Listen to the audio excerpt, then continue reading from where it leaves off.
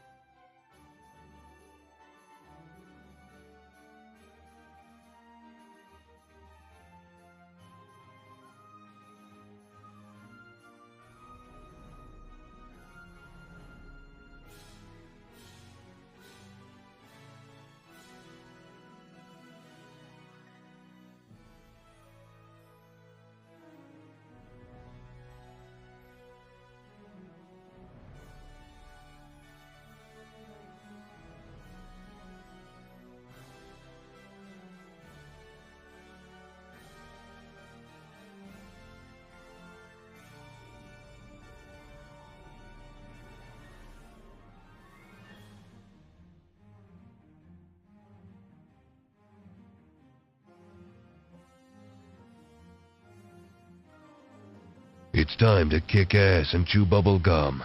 And I'm all out of gum. Duke runs out of gum a lot. Have you guys noticed that? Like, Duke is never... Like, I think... I don't understand why the man never has any gum. I think it's intentional. I think he intentionally leaves his bubble gum at home. That's what I think.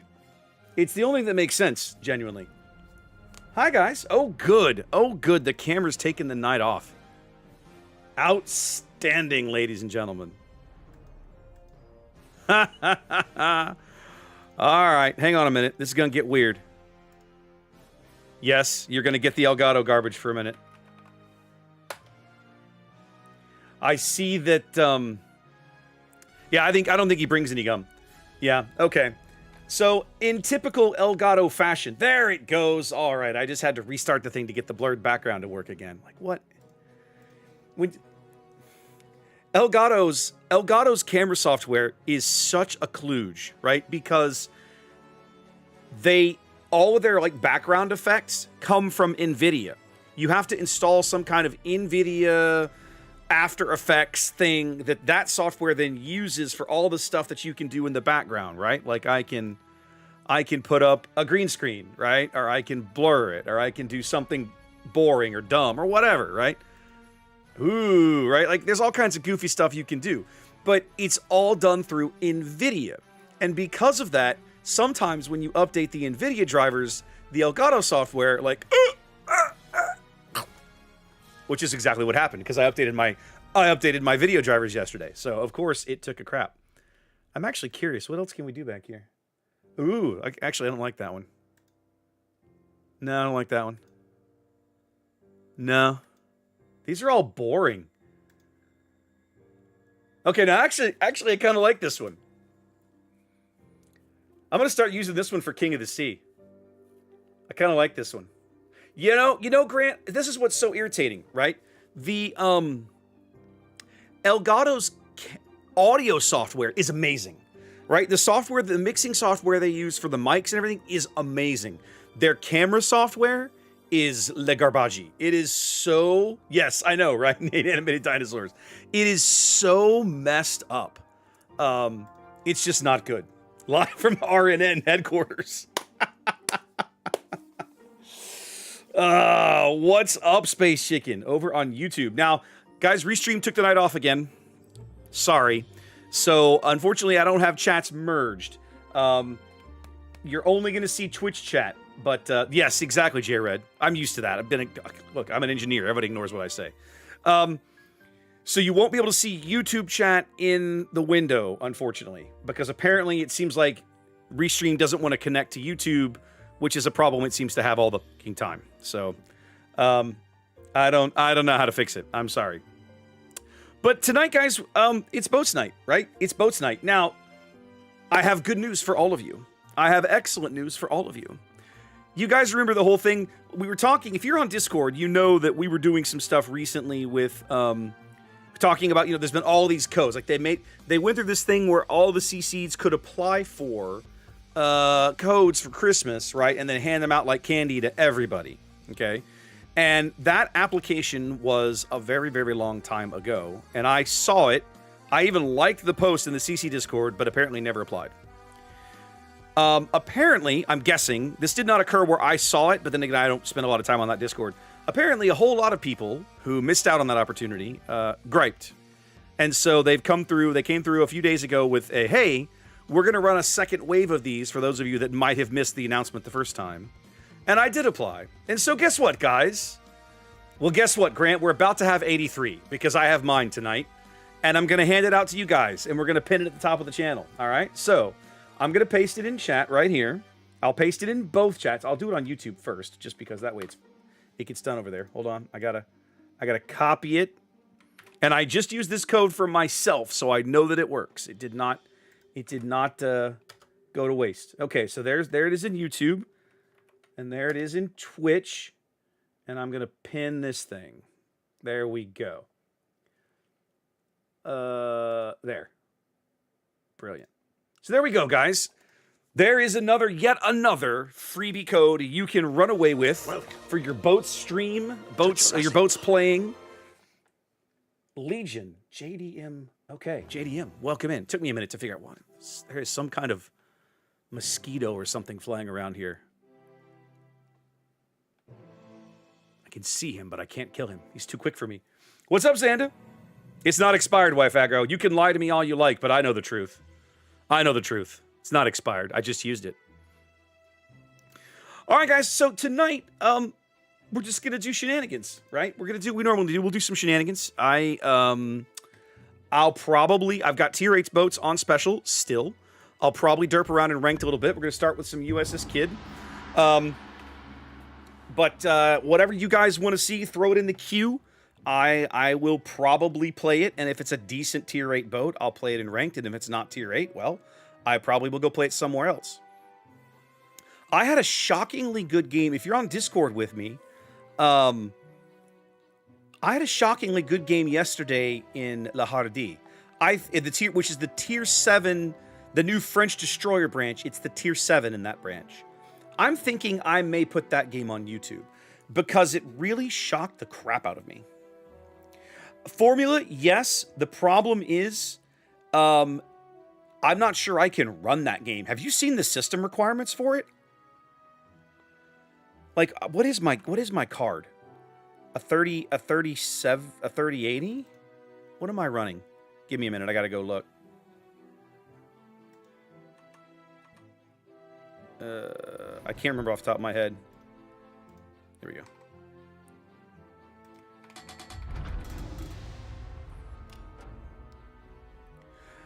Xanda, I'll talk about that in a minute because I got really pissed yesterday.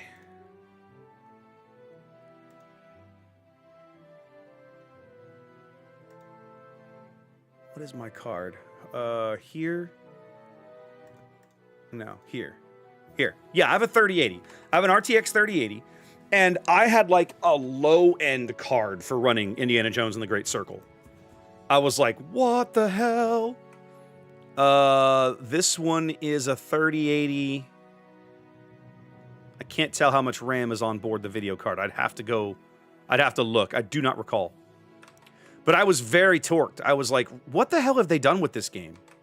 I really should focus on, like, playing this rank match. Okay, Cossack's coming with me. Okay, I'm going to let him play mid. I'm going to back him up. Okay, Formula, that's good to know. So, Xanda, I did not finish my Star Trek collection. I'm actually quite pissed because last night I was logged in playing Warships. That's where that La Hardi game came from. And I was like, I know what I'll do. You know what? I'm cheap.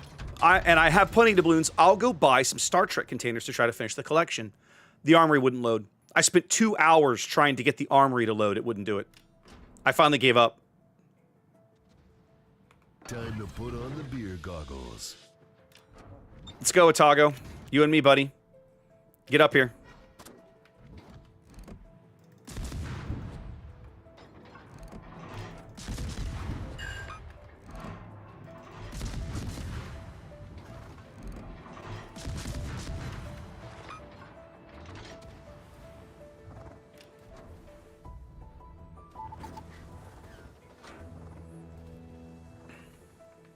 Yeah, I was quite irritated, Xanda.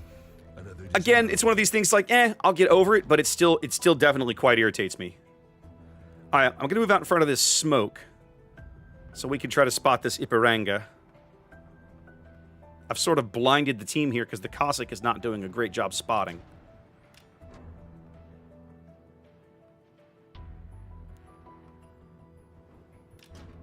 But I do not want to push too far in front of this smoke.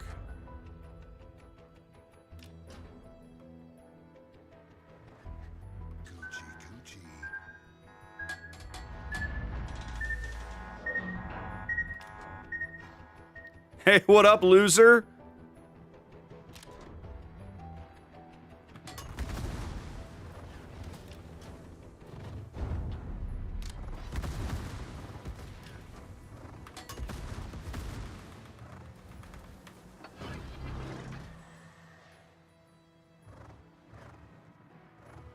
I wouldn't go out there, Hawk. The Cossack's torps are going to be in that gap.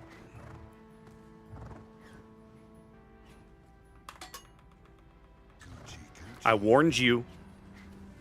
Okay, you're faster than they are. That's fine. I can live with that. What is this Kansas doing? Why has he chosen death? Like, I shouldn't complain, but I am legit confused. Turner Joy is not a Fletcher class. Turner Joy is a, what's that goofy ship? Forrest Sherman. She's a Forrest Sherman class destroyer.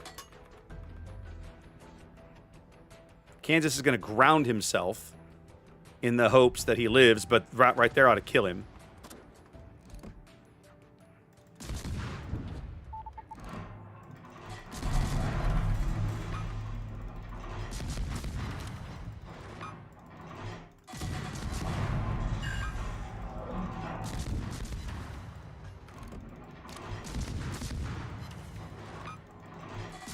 This guy's dead.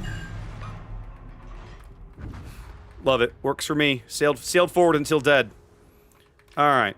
Let's go pick up this gun reload buff. Y'all should really try to kill this guy. Come get some.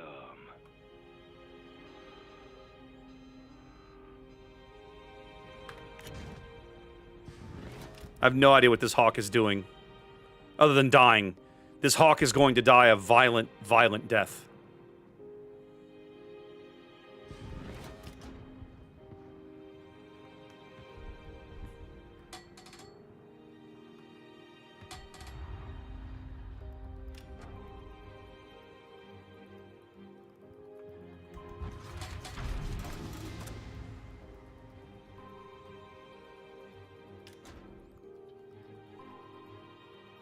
Who could have predicted it? Moron.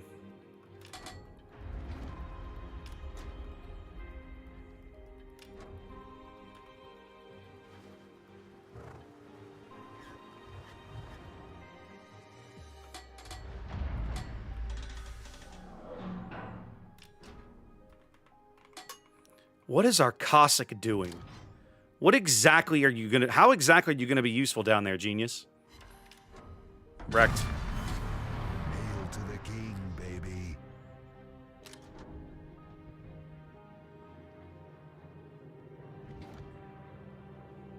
Yeah, move up, murder the Rochester. That'll feel pretty good.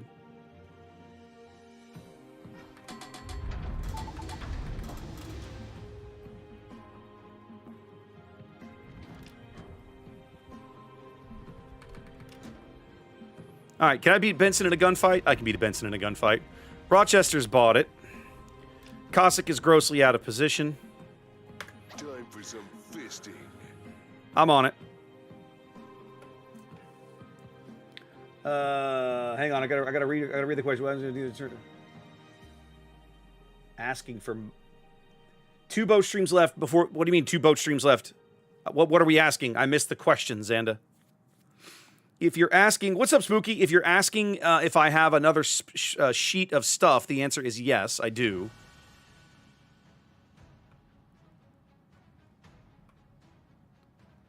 I just haven't bothered to put it into Google yet, but I do have it.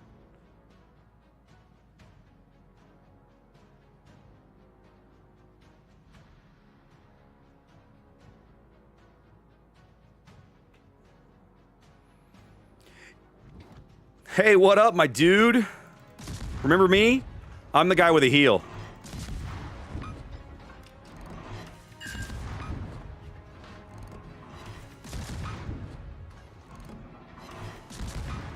Oh, you're gonna stop and go bow in. Yeah, that's gonna save you.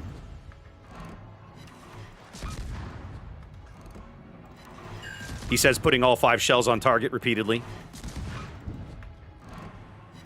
He's not even shooting back. He's just like, nah, I'm dead. Screw it. Okay, bye. Rest in pieces. Who am I fighting? He didn't even shoot at me. He never even bothered returning fire.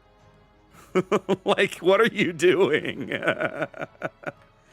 So, Xanda, it should be a total of 2 boats. We're going to do boats tonight. We're going to do boats next week. Now, I will say that I am attempting, I have not figured this out. I want to try to do a separate boats stream just for grins. Just for Christmas stuff. So We might, yeah, I think so. I think so, J-Red. So it might be a thing like that. Oh, Cossack versus Cossack. Let's go. Little hot Cossack on Cossack action. Ooh, I think their Cossack is going to get murdered.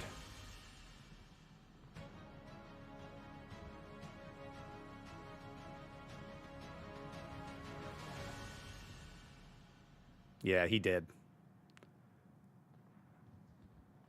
Farewell, my friend. Arvitas saying good night.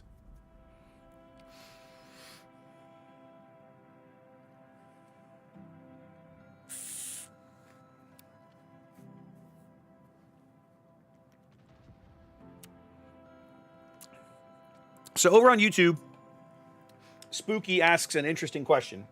He's asking, should he grind French cruisers or Spanish cruisers first? I know, right, Merton? Personal opinion, French. I think the French cruisers are stronger than the Spanish cruisers. I don't think the Spanish cruisers are bad. That's not what I said. But I believe the French cruisers to be stronger in general. I could be wrong. I have not played a ton of Spanish cruiser. I have played some, but I have not played a monstrous amount. So it's entirely possible that I am simply incorrect. But if it were me, I would go French. I agree with Chaser on this one as well. I think that... Nice, Itago with the AP. I think that the French cruisers are easier to get your brain around than the Spanish ones. Again, not that the Spanish ones are all that complicated, but funny button or no versus reload booster or no is usually a pretty easy choice. I will say, now getting back to your point, Xanda. Yeah, it's one of these I might not in January, but I haven't decided yet. Like, I want to take January off. I think it's more realistic that I'm going to take a different month off because of what I'm attempting to do. Just to give you guys a preview of where I'm going in February. What I'm trying to do in February is 2 on-site live streams all day. Trading card game, Star Wars Unlimited TCG gameplay for what they call planetary qualifiers, which are basically World Championship qualifier tournaments. Okay, I've reached out to one in Austin and one in Mobile that I am attempting to basically go to those locations, set up all my gear, and live stream the event all day, and then come back home to Houston. That is, both of those streams are in February. The trick is that I'm going through enough work with setup, overlay improvements, and so on and so forth, that the idea of streaming nothing in January might be impractical. Now, I'm absolutely going to have at least 1 week off in January, regardless of what I do. January is going to be a weird one. Let's just put it that way. I'll make that decision sometime in the next week or two. Right now, I'm leaning to taking the whole month off, but I'm wavering. It's, maybe not, for those of you who have ever seen the complete works of William Shakespeare. Did they get... Yeah, the Omen one was working. 2 of the ones that got posted in Discord the other day quit working on me, wife aggro. You guys have been doing a really good job posting stuff into the general channel.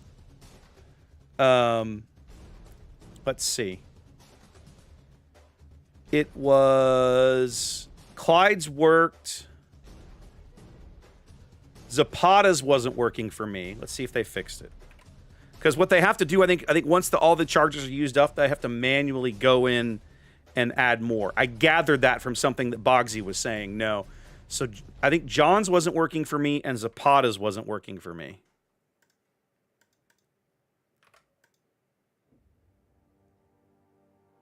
Oh, I can spell. There we go. Yeah. So those 2, for whatever reason, are still showing as expired. But yeah.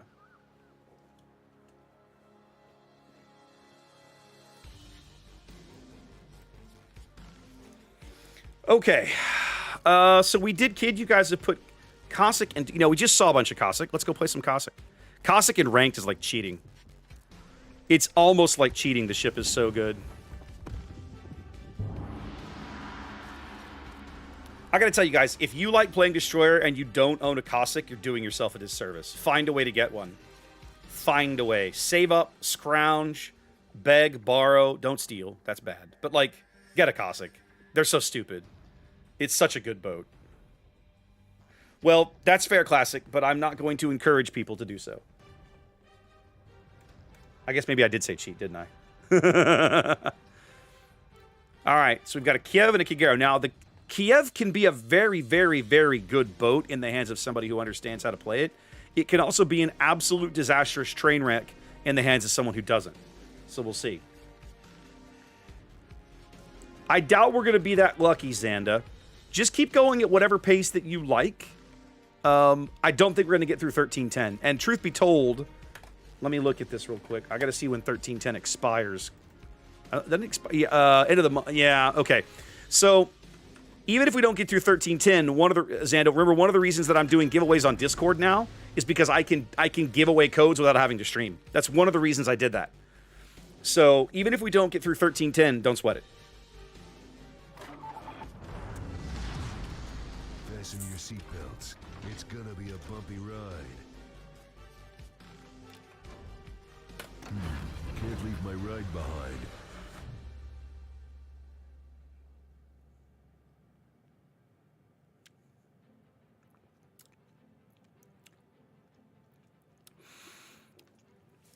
One of the, the more you play Destroyer, one of the things you learn is that one of the ways they balance British Destroyers is by not giving them speed boost. So when you get premium British boats like Jupiter and Cossack that have a speed boost, it feels like cheating. It's so good. It's so good. So far, doing well, Evil, so far. I can't complain. But it's early. It's early days. We're only one game in, right? There's plenty of time. There's plenty of time for it to get bad on me.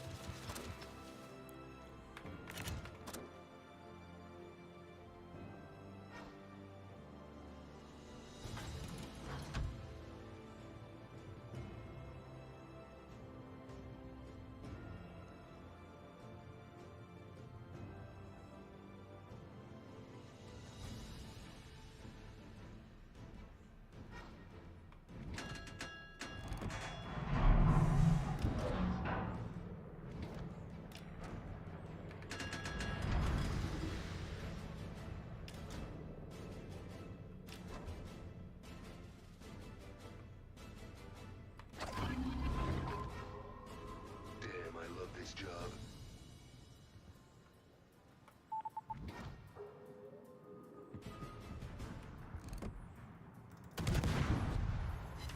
You need a new ass. That one's got a hole in it. Oh, and it got such good gas mileage. Cheap.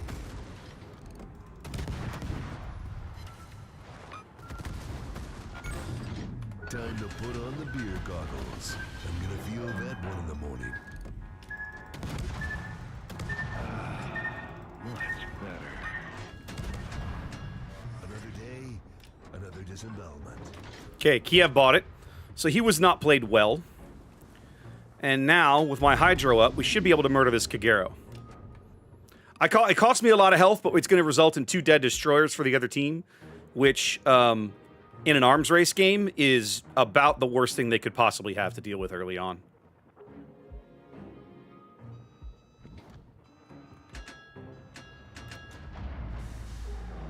There he is, boys. Y'all should murder him now.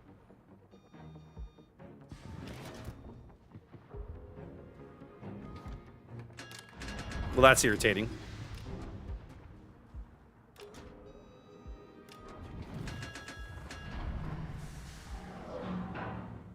Thank you.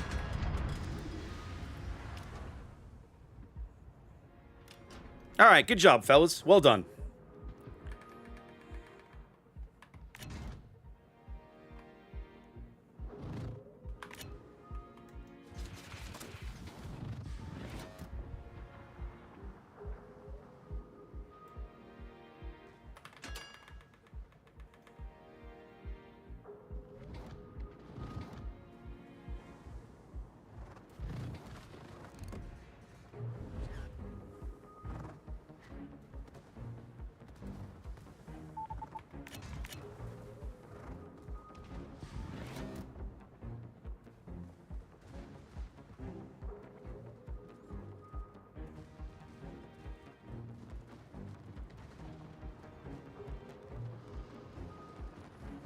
6-kilometer hydro on that thing. That's irritating.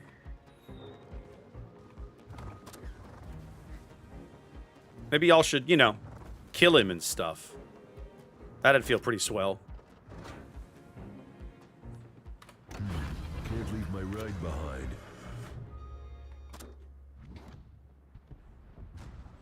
I feel bad for Big M. This team just absolutely did not play well. I was about to say something much meaner, but I didn't. This team played badly. Badly. Badly. Yeah, I'm sorry, Big M. Your destroyers were just like... Your Kiev charged the middle of the board, which is not how you want to play Kiev in this format. And the Kagero made the mistake of getting it close range with me, and I have Hydro. So, like... As soon as I can pick him up for my team to murder him, there's a Rochester right there ready and waiting.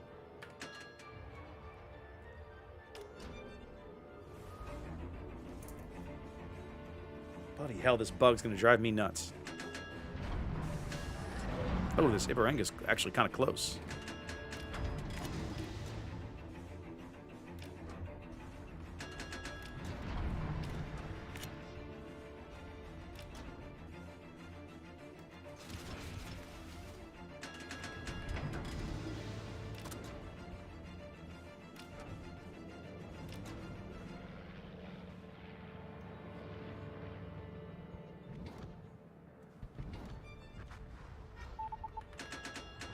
Time to put on the beer goggles.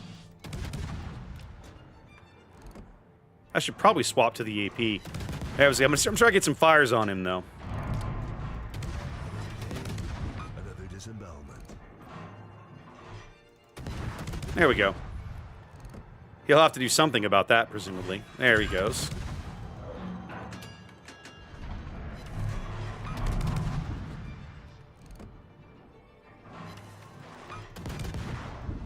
Oh, and it got such good gas mileage.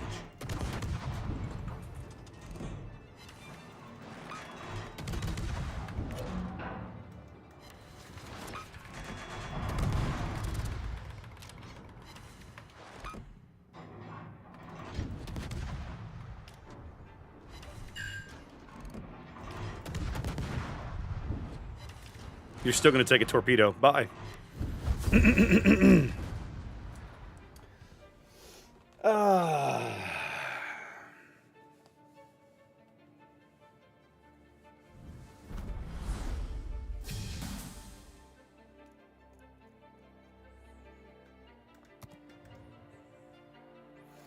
So yeah, Cossack is cheating, but she's still good. All right, now, Blackduke wants Pazarski again. I'm not sure I'm brave enough to play Pazarski in ranked. I probably should. I probably shouldn't care. But I'm not sure that I'm willing to do it. We'll see. For now, let's do some decorative things. I have all this steel again, guys. I spent, like, a bunch of steel with my coupon, and I've earned a whole bunch more steel back, and I'm kind of like, ugh, I don't know what to do. Oh, yeah, advent calendar. What's the advent calendar for the day? No, Evil, I believe that. San Diego was a really good ship in this format. I think she's underrated by a lot of people.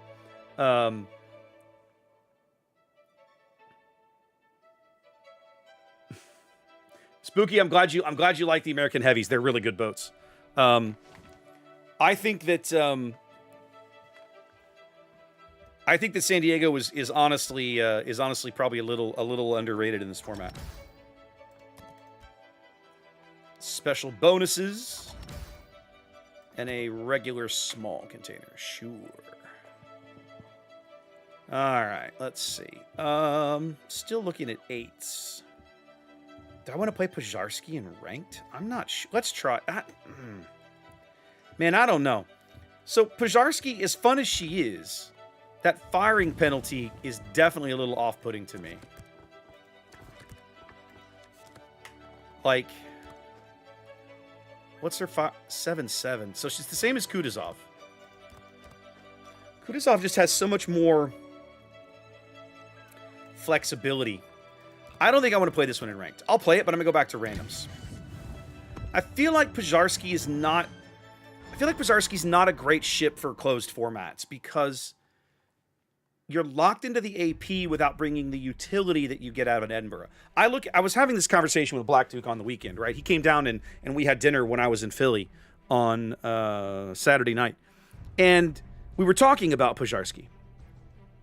And I said, Pizarski to me is a Russian Edinburgh, right? It's essentially like playing a Russian version of a British light cruiser. You're forced into the AP, you get the improved pen angles, you get better velocity out of the shells. That is nice. The guns are easier to use, you have worse detection, and you lack the utility that the British light cruiser brings. You get smoke, which in theory makes you more survivable. Not always, but in theory. But you lose the heel, the radar, the hydro. You lose access to all the awesome things that make a British light cruiser what it is. So it's this weird kind of a trade-off. And I think at the end, it's what makes Pizarski probably not a good choice for closed formats. Because as the drum that I like to beat when talking about cruiser picks in closed formats is utility, utility, utility, utility. Whatever cruiser you pick needs to have more than one thing going for it. It can't be a one-trick pony, right? That's one of the reasons I think Cleveland struggles, right? And she's not bad, but it's really just kind of the radar and to somewhat extent the guns and the reload on the guns, right? I would rather play a radar Edinburgh than a Cleveland in ranked any time of the week, any day of the week, and twice on Sunday. Torpedoes, the heel, I get sonar, I get radar, right? It's everything. Issue like it's essentially a Kutuzov chaser. So I look at Pizarski as like the anti-ranked cruiser. Stop exploding, you coward! I know, right? But I look at Pizarski as a ship that I would not want to take into a closed format because she lacks that utility. And why am I sitting at tier 8 in a queue for 2 minutes? What in the actual is happening?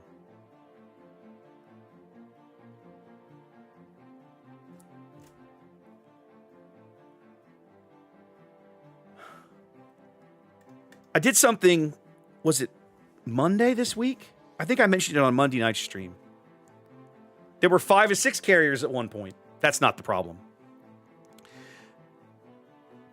So Monday, I was doing advent calendar stuff, right? So I got home early because I was working from the desk here in the afternoon. Top tier matchmaking, that feels pretty nice. 6 battleships, that doesn't feel so awesome. I logged into EU in the middle of the afternoon. Call it 2 o'clock my time. So like 8 p.m. in Central Europe, more or less. Prime time for them. 22,000 players. I was jealous. You realize we're down to less than half of that now when you log in on prime time on NA? A good night on NA is 10 or 11,000. One of the reasons you have so many matchmaking problems on NA is because the game's population is so low. Fasten your seatbelts. It's gonna be a Black Duke, I'm just thinking, okay, so 12 and a half. That's pretty good, D's. That's better than I've seen lately. I think I was just sitting here, chat was talking about asymmetric battles, and I thought, yeah, but it was up to a lot of carriers at one point. It had way more carriers than that at one point. And the carriers were getting games, and I was still sitting in the queue. Yeah, but that's on NA primetime, HC. That makes sense. NA gets down to 3,000 or 4,000 overnight. So does EU. So does everybody, right? Overnight at 5 o'clock in the morning, that's not prime time. I don't doubt that. Oh, the Z31's gonna play the flank. My life sucks. All right.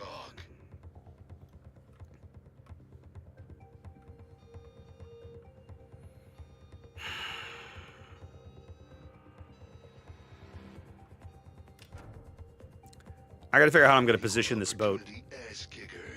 And I genuinely don't know how to do it. Welcome to Jurassic. Vanta! Ladies and gentlemen, I have to share an amazing story with you guys for Monday night, now that Vanta's here.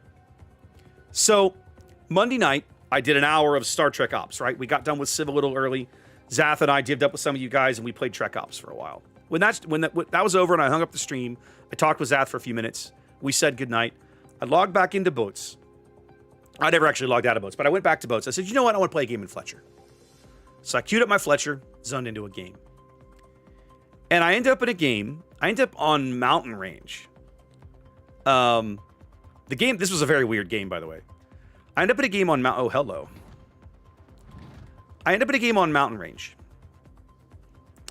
And I am... On my team is a division of 3 Iowa-class battleships. Iowa, Wisconsin, and Missouri, all in a div. And I was like, hey, that's kind of cool. Okay, I really, really, really don't want to be here, I don't think. That Farragut's still pushing. That's a mistake on his part. Let's go murder him.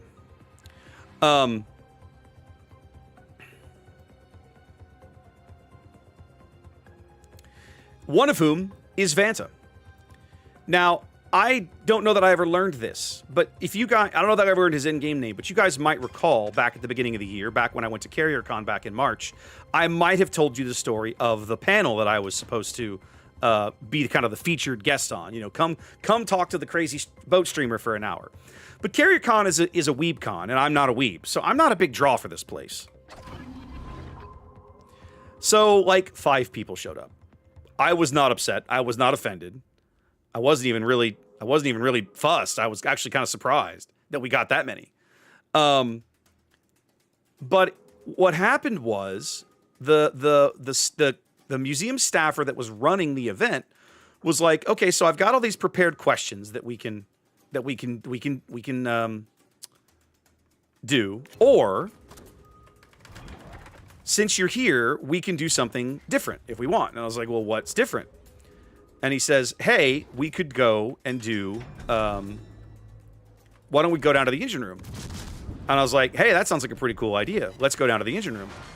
I'm an engineer. This will be fun. I love engine rooms. Like, how can you not? Hang on a minute. So we took kind of an impromptu engine room tour aboard USS Hornet right there, kind of in the middle of the day, middle of the afternoon, right?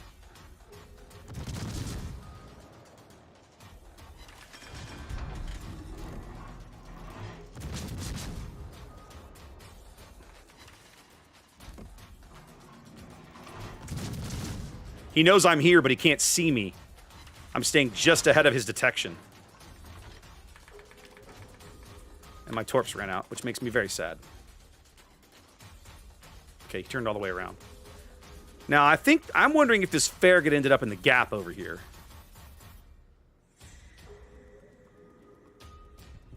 I don't know, but we turned the Ipiranga around.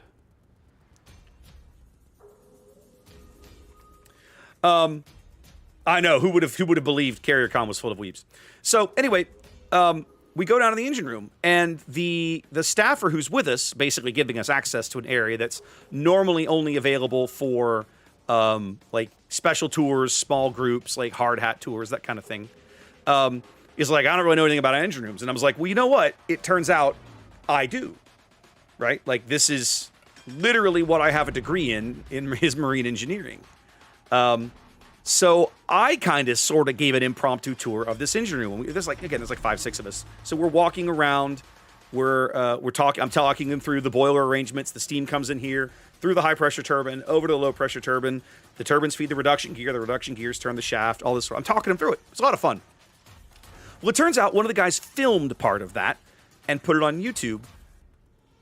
And so after we got done playing the game the other night, Vanta came into Discord and he sent me the link to the video. I'd never seen it. And I was like, hey, this is actually really cool. Like, I remember doing this, but I didn't know what it looked like. And it actually came out pretty well. So I was like, okay. So I asked him, I was like, hey, can I use this? Like, I've got some video I might marry this to. Actually think I'm going to do is download that video and use it with some of the other footage that I took aboard the ship that weekend and actually make a video about CarrierCon, which is interesting because I had no intention of doing that, but now that I've got that, I kind of think it'd be worthwhile. Okay, this smoke is expiring. I'm going to get 2 salvos max.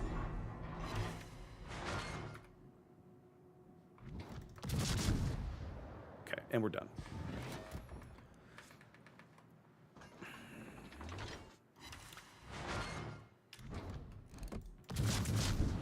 Well, you know, 1911, there's this thing called Twitch Turbo. If you don't like ads, you could just, you know, get rid of them forever.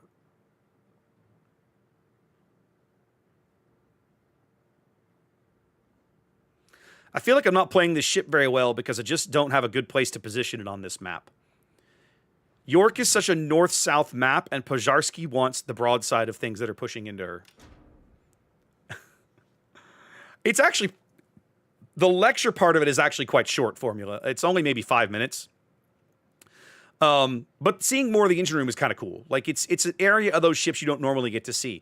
Lexington, I think, is the one that has the most open space. The Farragut's been here.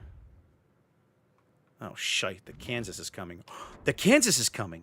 That guy I can farm. Let's go.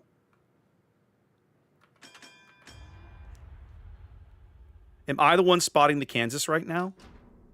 I'm the one spotting the Kansas right now. If I smoke... Actually, I could smoke right now, and the North Carolina would pick him up. Time to put on the beer goggles. Nope.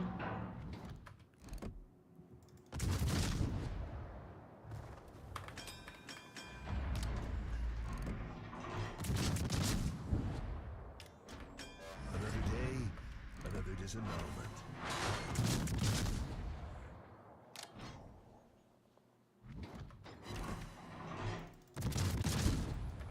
Now, the Kansas is so squishy in the topsides, this should be a good thing for me. He says getting 6 ricochets and 4 non-pens. There we go. Turn for me. Yes. Now things will be good. Yes. Yes. No. I need you to just get spotted. Oh, mein Gott. I cannot get a spotter because I can't get destroyers that don't suck. There we go. Better.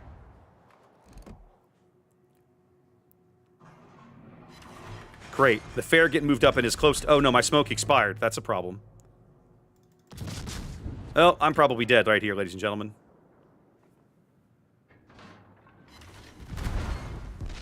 Somehow I didn't die.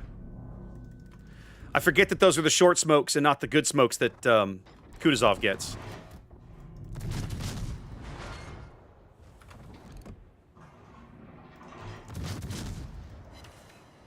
Time to put on the beer goggles. I'm not gonna fight you. I'm gonna kick your ass. Damn.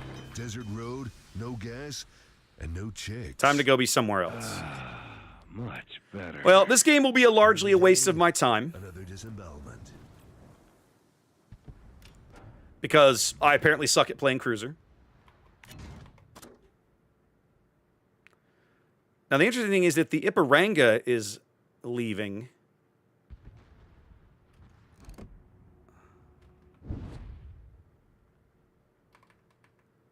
The Martel wants to bow tank.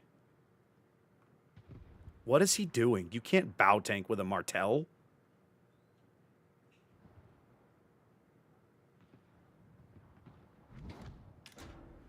Okay.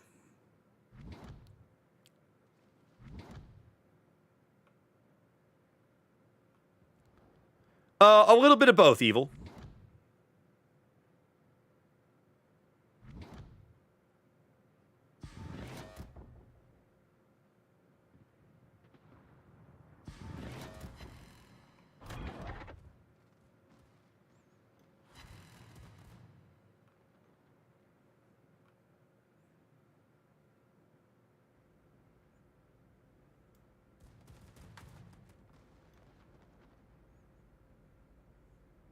Ha!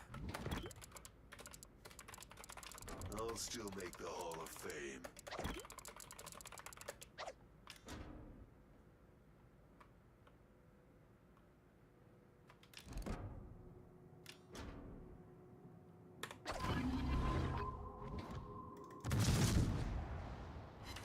Hey, look, I died. But I got 3 citadels. Yeah! What a joke. Let's try again. Yeah, so Carrier Con has been a thing the last couple of years in No Cap, tomorrow's RPG night for the month. Carrier Con's been a thing for a couple of years now. And I think they've announced the dates again.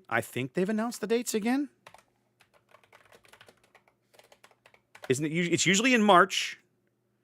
Yeah, third week of March. March 22nd, 2025. So they're back again.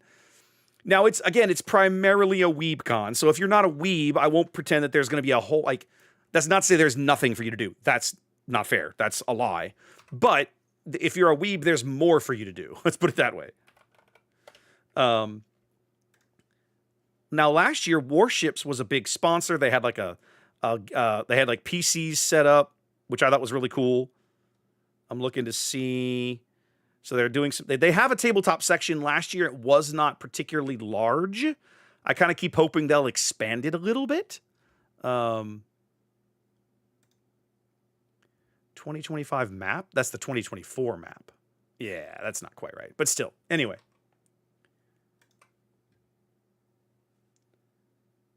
Clan Patrol. No, Grant. I have not spent the time to figure out how to stream clans just yet. Great, Dane. Thank you for the follow. Welcome in. Okay.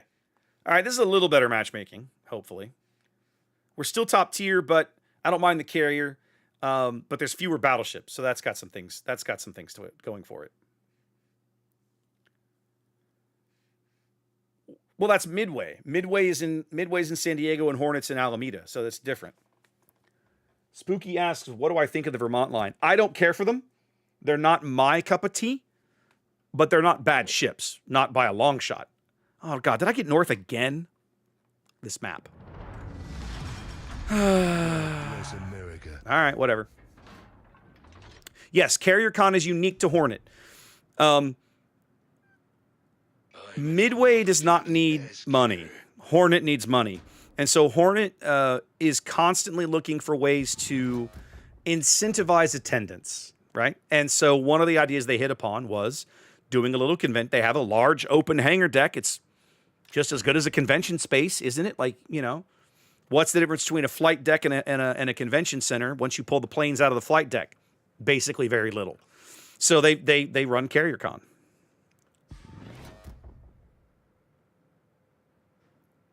Yes, Vermont is very much brick smash. That's correct for me. Alameda, California. No, it's actually very smart, Evil. When I first learned of Carrier Con from one of their, at the time he was one of their volunteers. He was doing a lot of their social media and like digital stuff. And he reached out to me. The very first year, they invited myself. They invited Sea Lord Mountbatten, and they invited Ryan Zizmansky. I'm gonna butcher the man's name. Zemansky, the guy that everybody fell in love with on YouTube, who works aboard New Jersey, like the New Jersey Museum director, who I had literally never heard of until this con, by the way, because I don't spend enough time on YouTube watching old ship videos, apparently. In any event, Time to put on the beer goggles.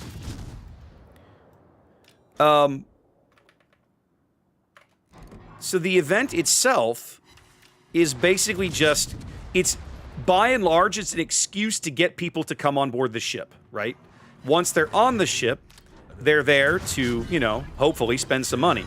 Desert road, no gas, and no chicks. They need the funding, right? Okay, this is much better right now. I've got to pay attention to how short these smokes are. Let's get moving again. No, let's get moving slowly. Yeah, Zizmansky, there you go. Yeah, there you go. Okay, the Akatsuki's 100% fired torps at us. Let's not be here now. There we go. Show me that beautiful broadside. I'm gonna run for president.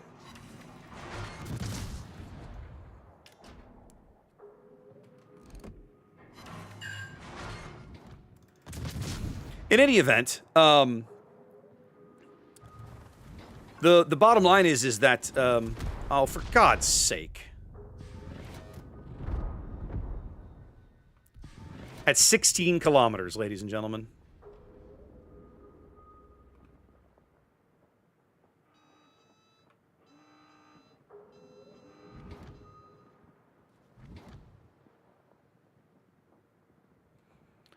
Well, I'm going back to mid. I'm not hanging out over here in this Death Trap Island configuration.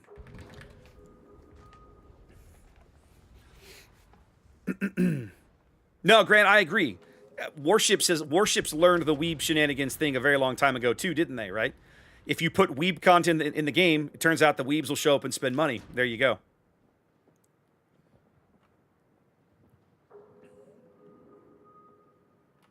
But yeah, so Carrier Con is just, it's, again, you're going to enjoy it more if you're inclined to enjoy that kind of content. If you're not, it's not to say you won't enjoy it. It is simply, I would say, there's less for you to do. That's one reason I kind of wish they had emphasized a little more the tabletop gaming aspect. One of the things that they did, at least in the early con, was one of the first times, one of the lower decks messes, I think it was the Chiefs mess, or one of the big enlisted messes, they turned into like a tabletop gaming space, which I thought was pretty cool. Time to put on the beer goggles.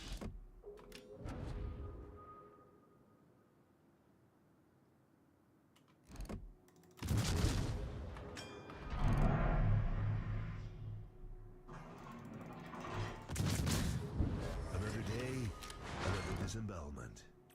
I overlet him, and now I can't see him, so now what a waste of a smoke.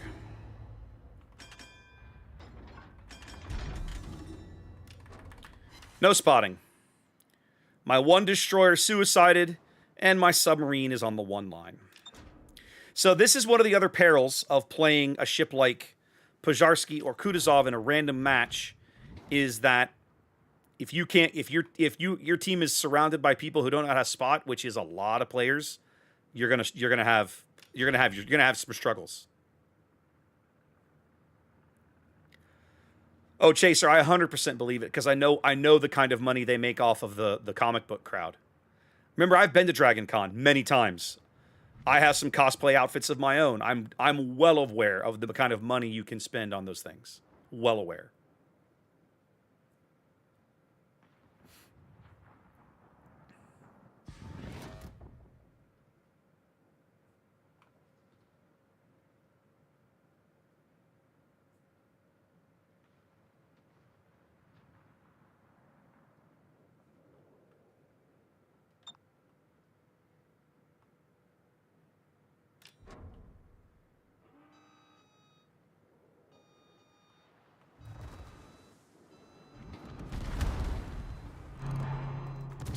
What I want to know is who the hell's spotting me.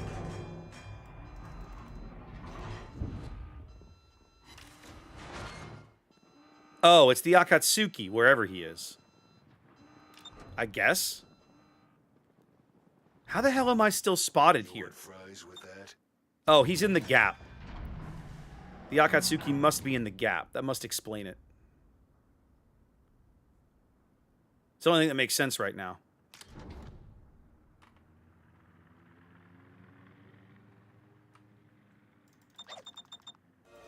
Welcome to Jurassic Park.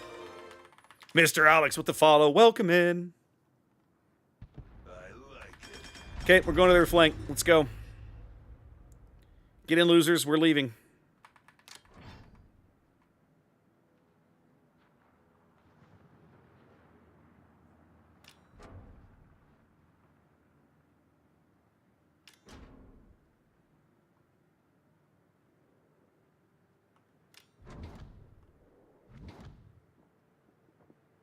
Yep, there's the Akatsuki. Let's see what they look like.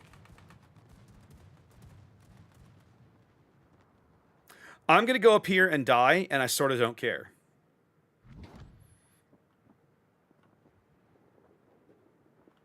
Because, truth be told, I'm kind of tired of the shenanigans.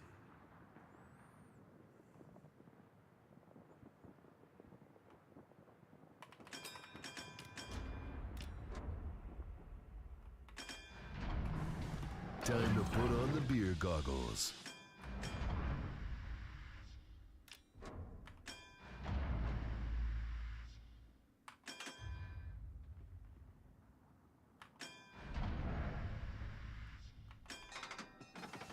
Another day, another disembowelment. We have no vision. It's amazing to me that we have a ship lead. The ship that needs to be spotting for us is on the 2 line. The carrier is the only one even capable of spotting for us. And he either isn't or can't. I don't know which.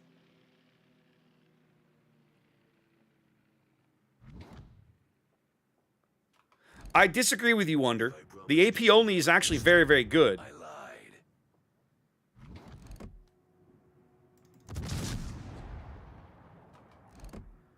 You have to know what targets to shoot at and when.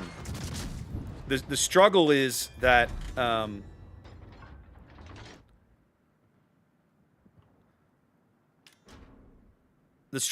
because she wants to be lurking in smoke, she's got to have a spotter. Without a spotter, the ship feels awful, which is where we're at right now.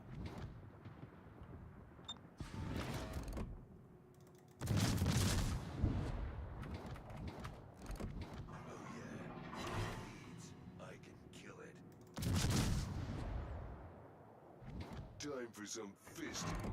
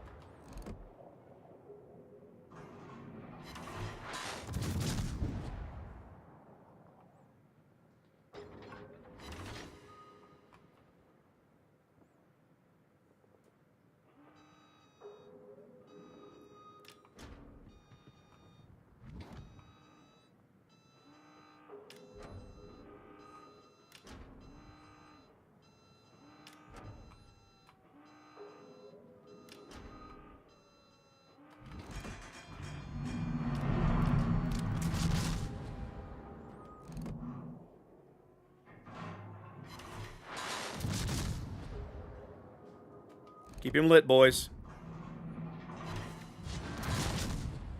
I think my final salvo is going to get him.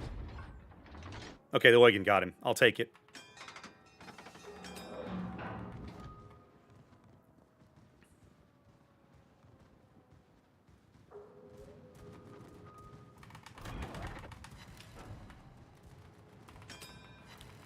Not sure why the Parsival is trying to rocket me in the face.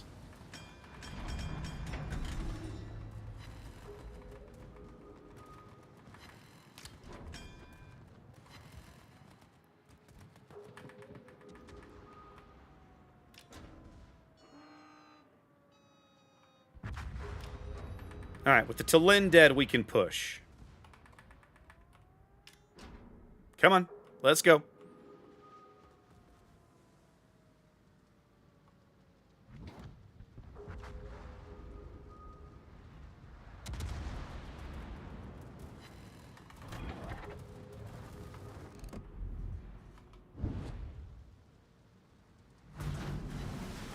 Time to put on the beer goggles.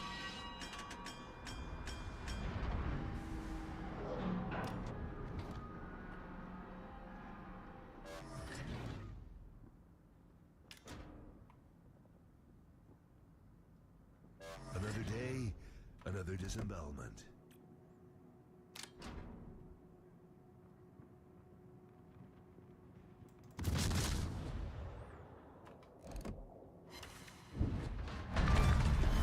Wrecked. Let God sort him out. And now, we wait.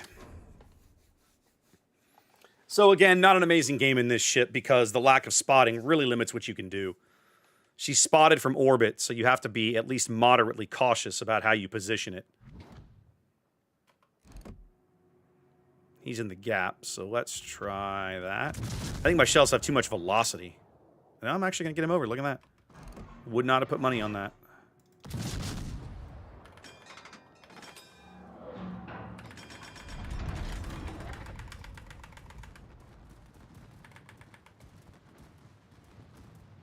Now, I made a cardinal sin against the carrier. I'm stationary, so I'm probably dead, but it's fine. If he kills me, he kills me. No, it's fine. He missed.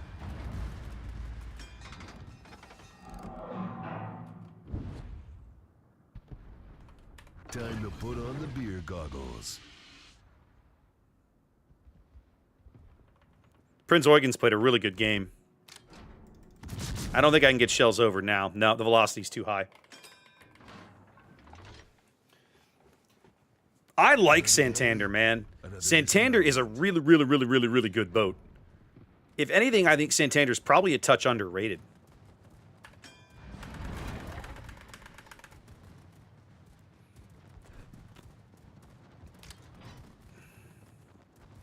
If I promised to kill you last, I lied. Plaid's trying to come and win the game. He's out.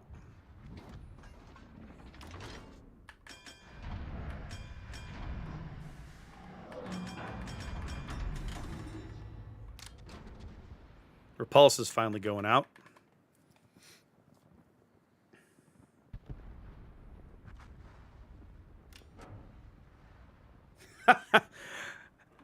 Alex, no, I don't generally keep up with too much streamer drama. Alex on YouTube was asking me a question about if you guys follow anything on Twitch streamers. You might have heard about that guy. There was this dude in South Korea who got like arrested. Then of course I ducked out of the cap like a dummy. He basically he flew to South Korea and was a giant jerk on camera. So they arrested him. Apparently now I don't know, whatever. I don't really care. But I read the story and was like, what a moron. He kind of deserves to go to jail. So sucks to be you. Whatever happens, happens. Spooky Dove, do these have short fuses? I think they do have the short fuse. Crowbar would come in handy right about now.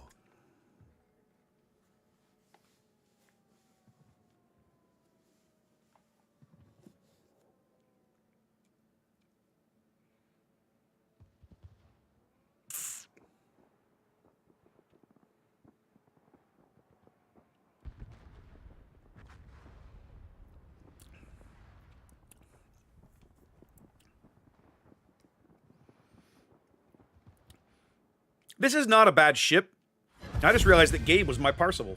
I didn't even notice that until just this moment. But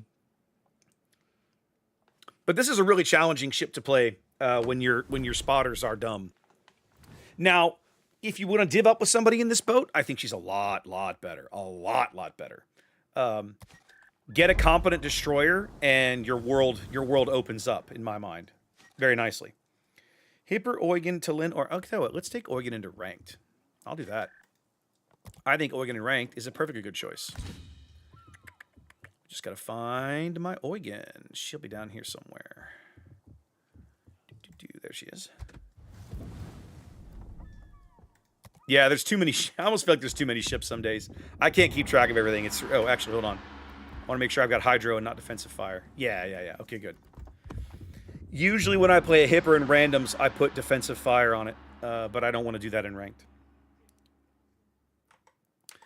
Now, YouTube asked a question that I cannot answer off the top of my head, and that is, does Pazharsky have the short fuse times? I think she does. I'm going to go look real fast. I need Russia, Mother Russia, USSR, Pazharsky. Main battery, AP shells, fuse timer.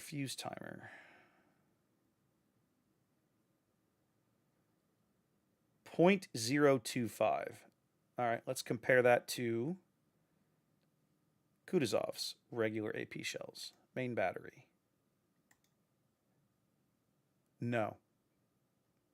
According to this, she has the same AP fuses that Kutuzov has.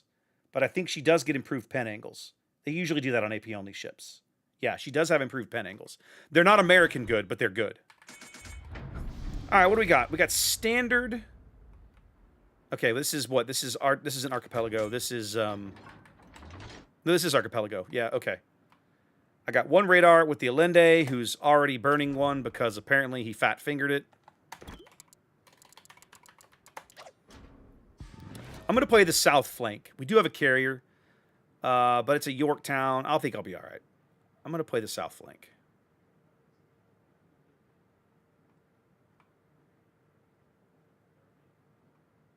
I may wish I had defensive fire, but I think I'll be okay.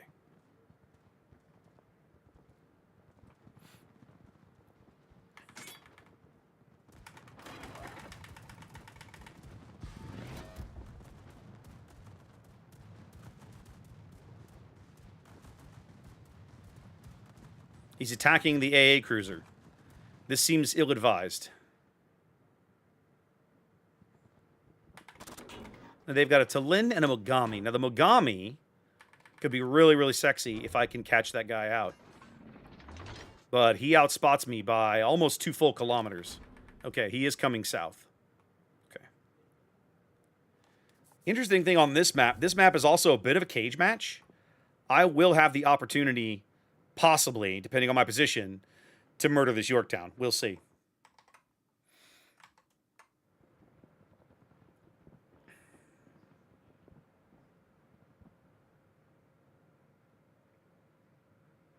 You did fine, Gabe. We got there. The one thing we really needed was our destroyers not to suck, and that was a problem.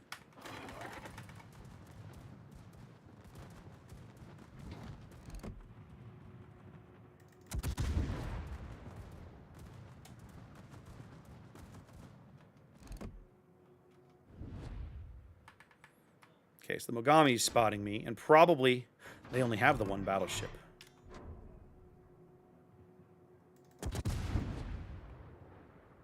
So one of the Akis is up here in front of me. Okay, I can live with that.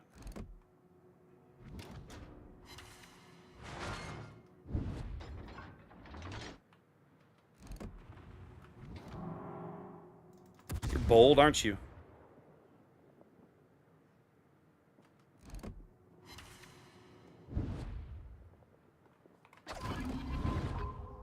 Yep. Akizuki Torps. Got to stay ahead of those. Keep the props turning.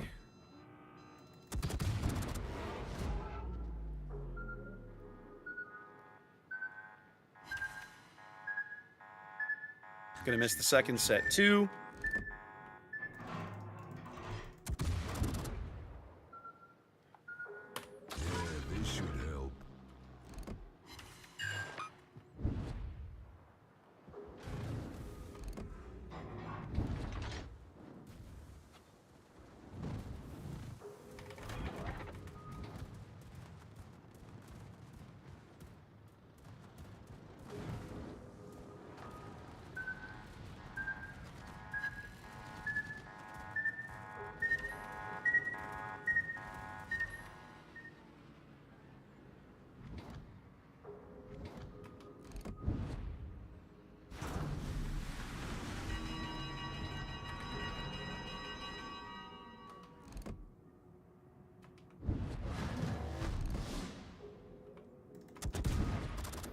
Now, the Talin doesn't have a heal, so I can outlast this guy. They already lost an Akizuki up north. The Mogami's about to screw up.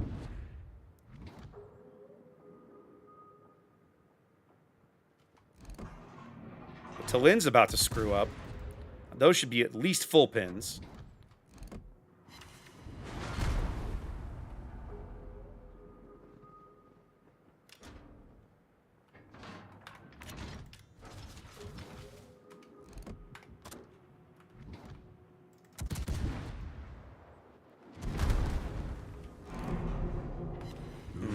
That's gotta hurt.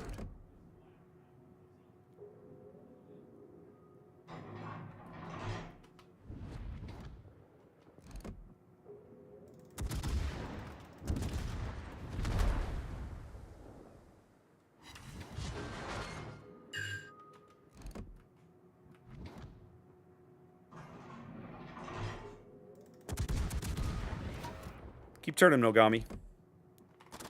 Keep turning for me. Some full pins. Talin looks like he's about to screw up by the numbers. Let's see if we can make it work. Come on. I think I'm a little behind him, actually. Maybe, maybe not. Yeah, a little behind him. He's like super mega ultra on fire back there.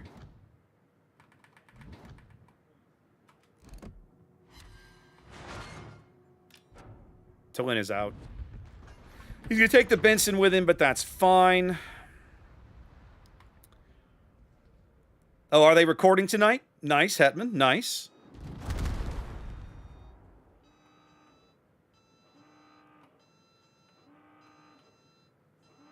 I needed Solende's radar. I don't know why he has yet to use his radar, it feels like.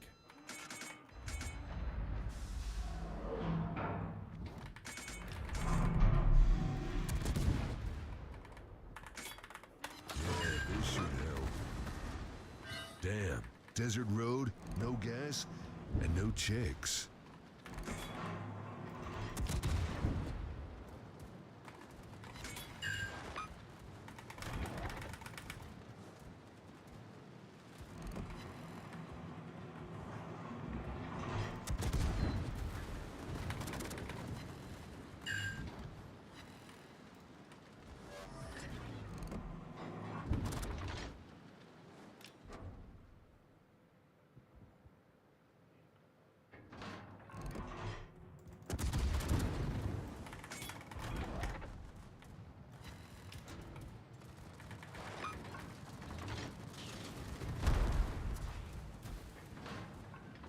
This guy just did me a huge solid with the smoke. Thank you.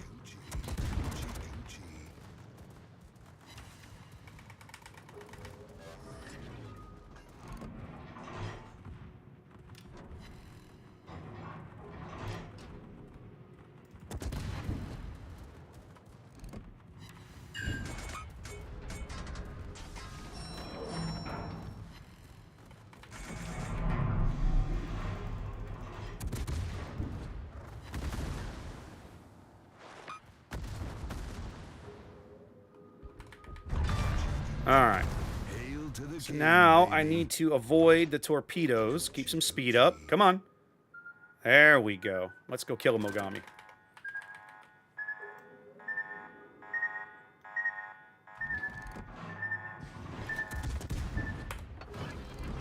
That ought to kill him if I land those right. Come on. Yeah, there it was. There it was. Let's go. Ha ha ha. Do I have the speed to get in front of these? I believe that I do. I better have the speed, otherwise I'm a dead man. All right, there we go. Let's go.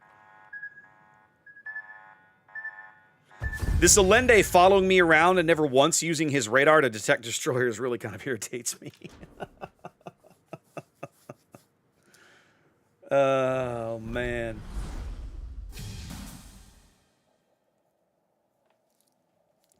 Eugen, ladies and gentlemen. People rag on this ship on occasion. I think she's amazing. And in closed format, she's just that much better because she can be a bully, right? That she's hard to kill, right? If you play the ship right, she's hard to kill, and that makes her amazing because ships that refuse to die usually can achieve much. Xerox, thank you for the follow. Welcome in. I know, Tracer. Ridiculous. And the Adler camo is quite cool. Do I have the Adler camo? I think they finally lowered the price on it.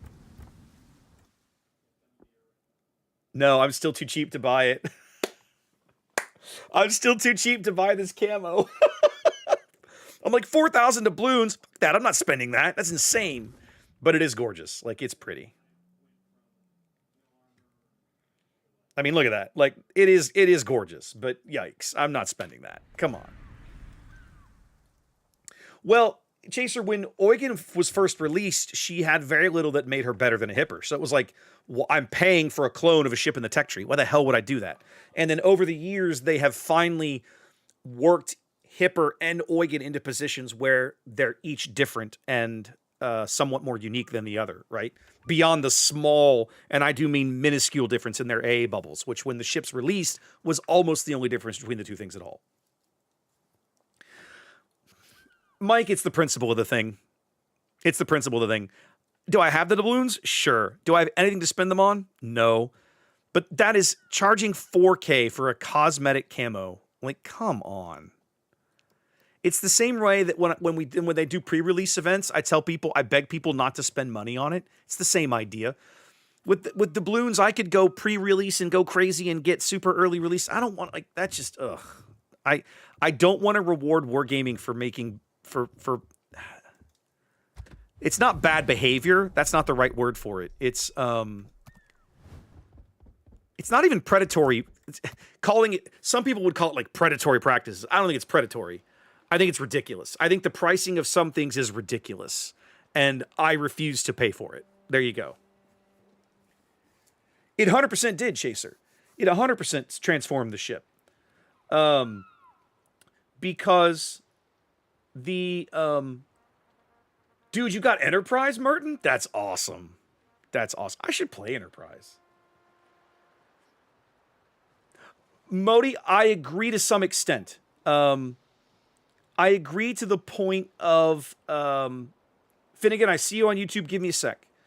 I agree with you to the point of the steel camos are really meant for people who have nothing else to spend their steel on. Or people who just love a particular tier 10 ship and want to glam it up. Right? It's not really... The trick with steel is doubloons are like always just... They're available for cash. Steel is very rarely the sort of resource that you can buy. You almost always have to earn steel by spending time in-game in some fashion. So while the steel camos feel exploitative, and I use the quotes intentionally because I don't think that's the right word for it, but the point is that you're spending a resource you've accumulated from playing a whole lot, not because you spent money on it, right? Michael, reasonable, 100% reasonable, right? I mean, as a CC, they basically give us a free premium a month every month, right? So I'll never have, as long as I remain in the program, I'll never need premium again. But even now, I have nearly 3 years of it banked up, and that's after, what was it, last year? We could spend premium days to try to buy our way up towards Kitakami or whatever, right? Afson makes a great point. If you're a co-op, if you're a PvE only player, steel is hard to come by, right? Because you really can't purchase it, and steel is most commonly earned through PvP activities. It's not the only way you can earn steel, but it's the most common way you can earn steel. And so that makes it, I mean, if you're not into PvP, then you probably don't have a lot of steel.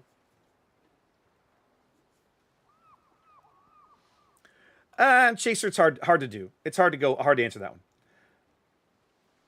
All right, Finnegan asked a question on YouTube. He says, I've been watching your vids on Japanese cruisers. How do you time your jukes when people are shooting at you? So the short answer is, you generally, when you're engaged in a cruiser, when you're shooting at a battleship, let's just say a typical engagement, a heavy cruiser, let's just say I'm driving in a Tago. We'll just pick one.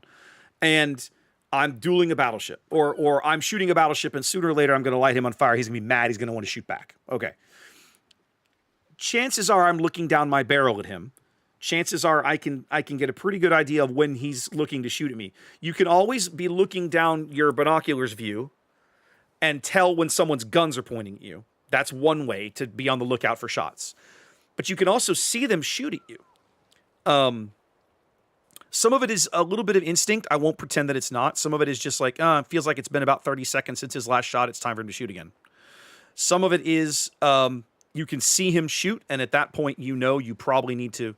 The most common tactic that I use in a Japanese heavy or any heavy cruiser really is you're angled away at somebody. Let's say you're shooting back over one of your shoulders.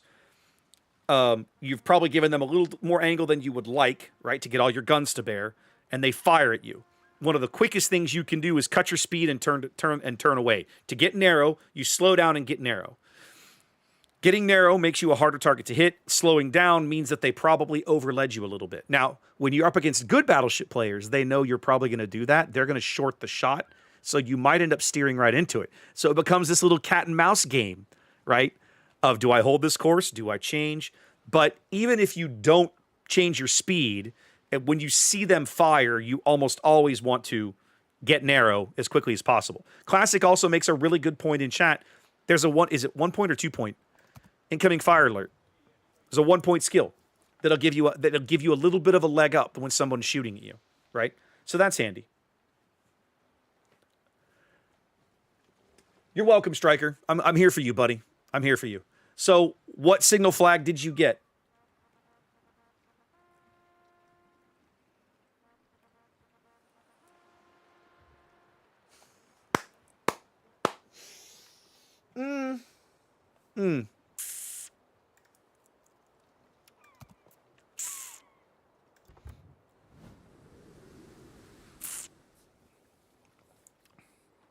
The smoke flags are rarely used.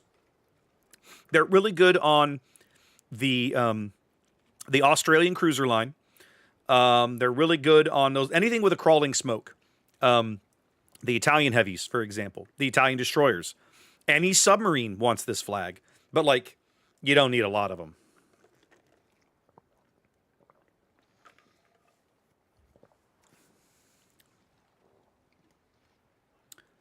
Classic also makes a good point, right? That's the thing. The juking mechanics, I mean, you know, just steering your ship to try to dodge shells is just part of kind of certainly learning to play cruiser. If you're playing a battleship, you're probably not juking anything. You're trying to juke torpedoes, you're probably not juking shells.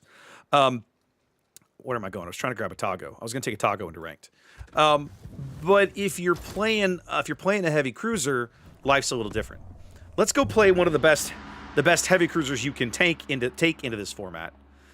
So ordinarily I would Q dodge this because 2 carriers, Atago hates carriers. I'm actually going to Q dodge this because Atago hates carriers. Atago hates being spotted. Her AA is trash. Why do I have no flags on this hull? What the hell? There, that'll do. 46,000 hit points. Oh my god. This new Charlie Kilo flag is just silly. The amount of hit total, the hit points you can get. Oh, right. Well, I haven't charged you for your points yet. But we were talking about, so, oh, I see what you're saying. San Diego against CVs. All right, let me get back in the queue. If the CVs are still there, I'll grab San Diego. There's only one carrier there. I'm going to wait. Come on. If a second carrier pops in, I'm going to bail and grab San Diego. Okay, that's fine. Yeah, that's my arc. That's, oh, I got carrier anyway. Whatever. I'll play San Diego again in a minute. Now, the good news for me is that the enemy carrier is Chekalov. Now, I won't call that good news, but it means that, like, my AA is already trash. So it's like, I wouldn't have done much against a Russian carrier anyway. I've really lost nothing by it being a Russian. So fine. Only one battleship means I might not get much of an opportunity to show you the juke mechanics. So, Finnegan, if you're still around on YouTube, what I'll do is I'll go take the San Diego request, and then after that, I'll come back and I'll grab, like, Zao or something, and we'll go play a random, and I'll see if I can show you what I'm talking about. It'll take a minute. I apologize. I was kind of hoping that this game might give me a double battleship game. How is our implacable pink? How do you become pink in a carrier? I don't know. Whatever.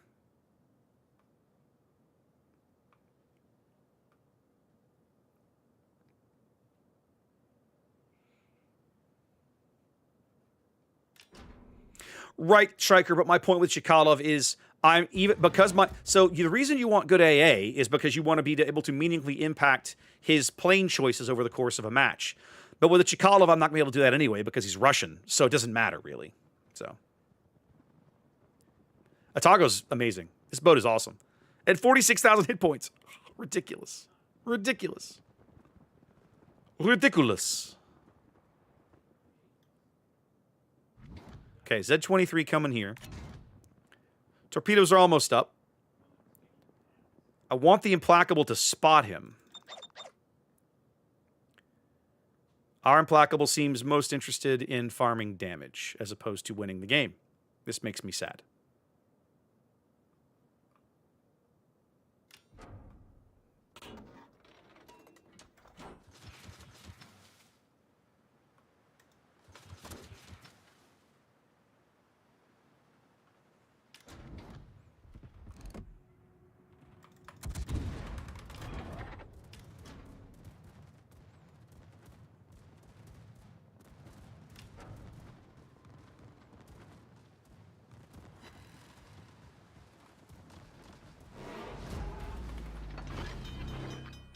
Our Implacable is useless. The hell is this? Much better. Time to bring the pain. Hope you got your hydro up, buddy.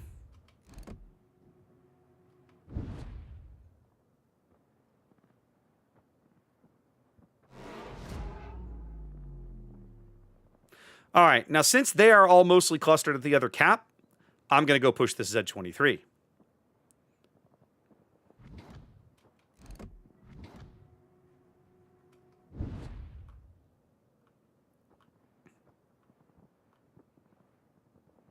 I have a bad feeling about this game. Our carrier is bad. Our Auckland is bad. Our Akizuki is left to die. Our Massachusetts is grossly out of position. And, yeah, the whole thing is just not coming together well.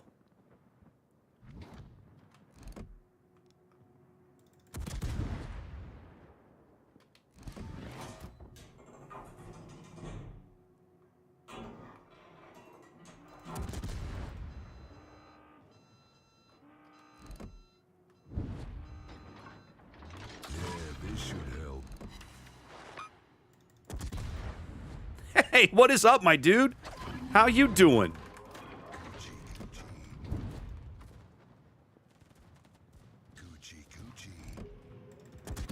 See, you're in trouble because I'm a Japanese heavy cruiser and you're inside my hydro range. That means you are in very, very, very, very, very bad doo-doo.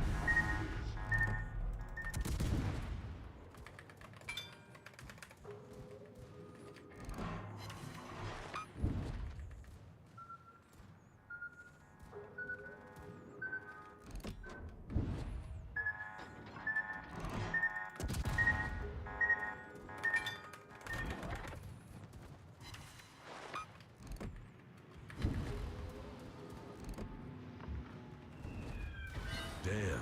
Desert road, no gas, and no checks.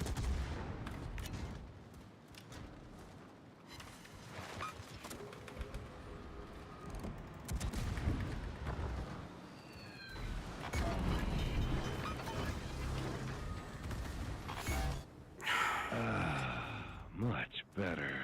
Ah, fuck this clown.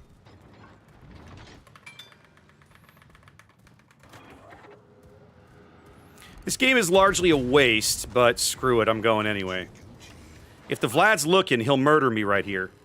If he's not looking, then whatever. What's up, Tony?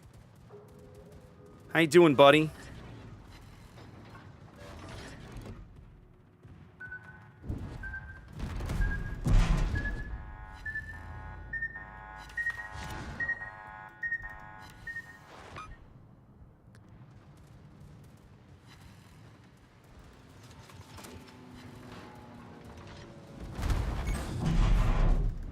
Feel that one in the morning. Oh, lucky shot.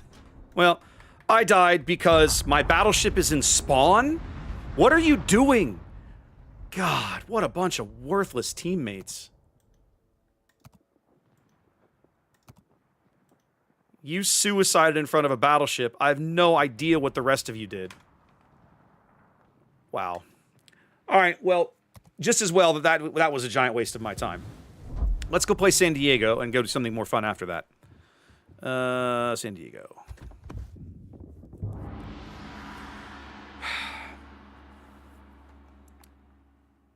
The Tone played a good game. He turned around to come back to realize that, hey, I got to do something about this cruiser. But, like, when you're fighting a Russian carrier, it's just no fun. The planes come back instantaneously. Your plane kills never matter. It's so irritating. All right, I've got one marginally competent player on my team. Hi, Chaser.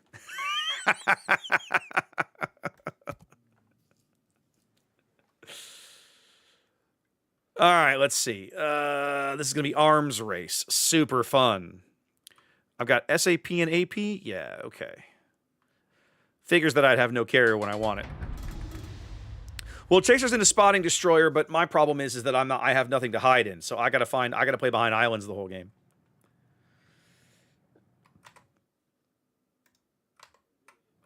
And there's 3 battleships hunting me. So that's going to suck. Oh, I know Xanda. I mean, I know how to play boats. That doesn't mean I suck. That doesn't mean I'm not going to suck, right? I suck plenty at this game.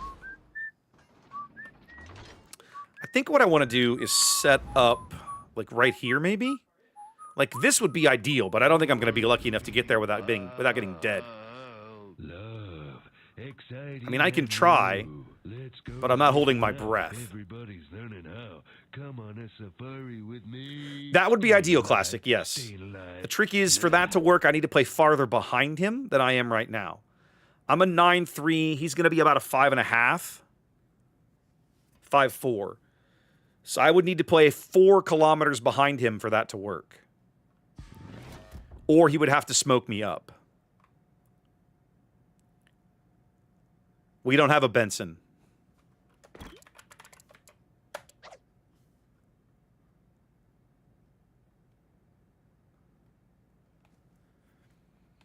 Well, I mean, D3? D3. Okay, that's an interesting choice.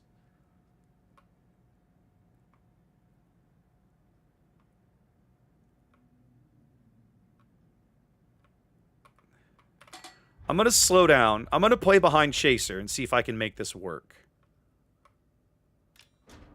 I'm going to let him dash. I'm going to let him dash for the heal here. But in order for that to work, I have to back off. My detection already touches the bottom of that cap zone, so I have to back off a little bit. Yeah, definitely don't. Okay.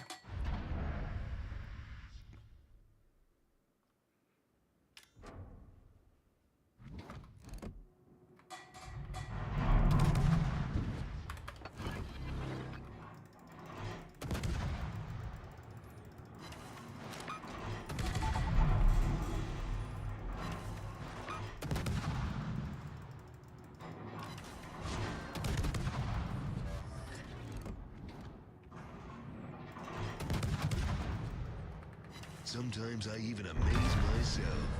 Rest in pieces. Now that worked about as well as we could have possibly hoped for. They got the heal, but we got the kill. That is a good trade.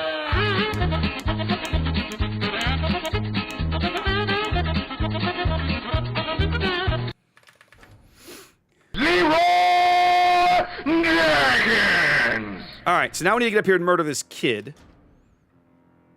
The Zed should have his hydro up. He does. Kid's coming. Hey, what up, my dude? How you doing? How's life?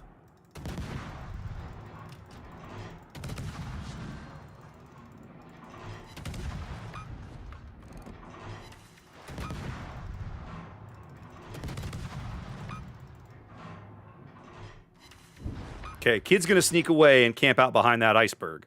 Coochie, coochie. Which, truth be told, is probably pretty smart of him. Edinburgh's gone the other way. Watch out for this Edinburgh. That's probably a radar, Eden. If the kid is smart, he'll run for his life. Okay, I need to cut back to mid. I do not want this North Carolina getting a glimpse of me here, especially since he's turning this way. And he's probably going to get a glimpse of me here in a moment. Yep, that's going to hurt. Well, screw it. Let's go. I'm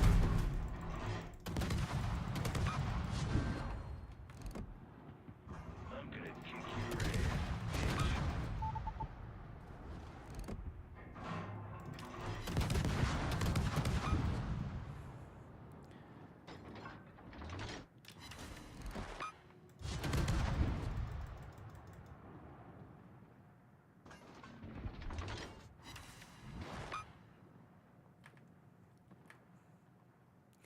Well, they have all the buffs. We have 2 kills and are all clustered together. If they're able to punch this North Carolina out, life's going to feel pretty good. Let's see what they look like.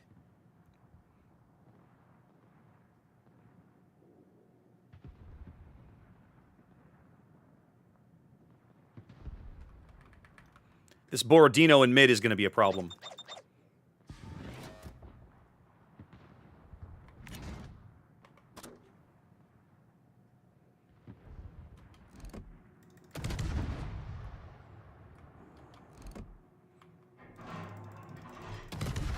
Luckily, he's incredibly squishy. Because Borodino.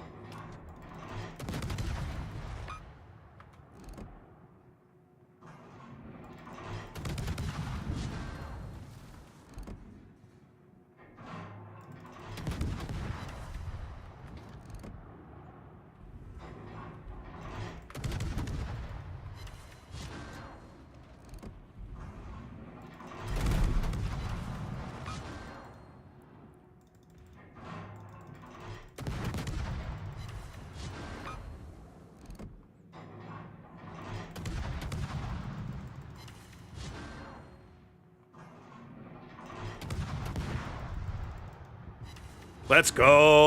All right, we got a 3-ship lead now. Baby. Life's starting to feel pretty good.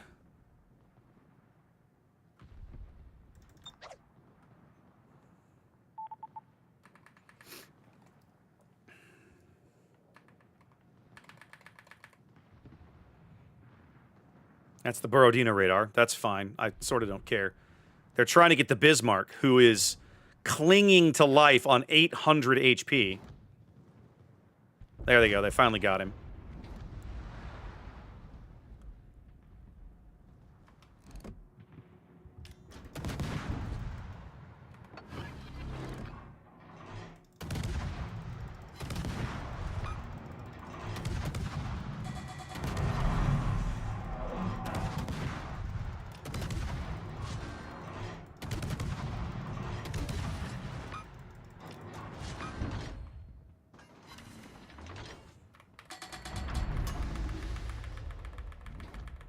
Oh, come on.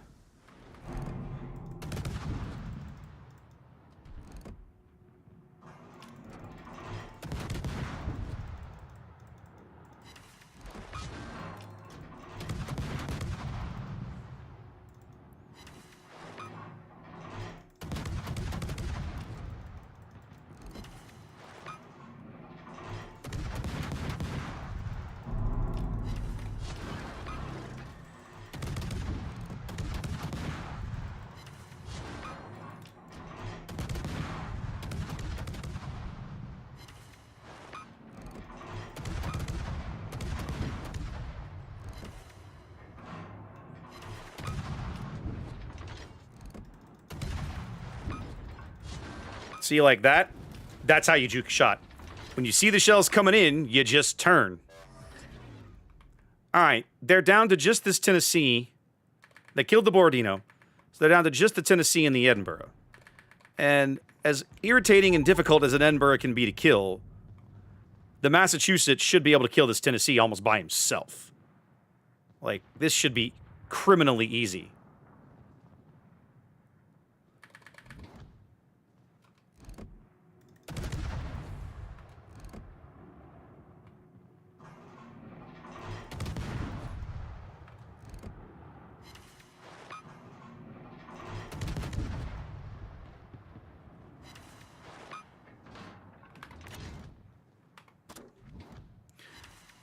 All right, I have to be careful of the Tennessee.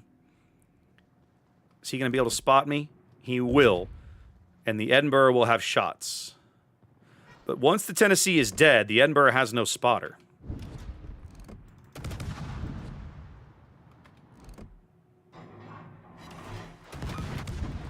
And we should be able to put this Tennessee down in about 3 salvos. There we go. So now the Edinburgh is basically screwed. He's sitting in a smoke cloud with no one to spot for him.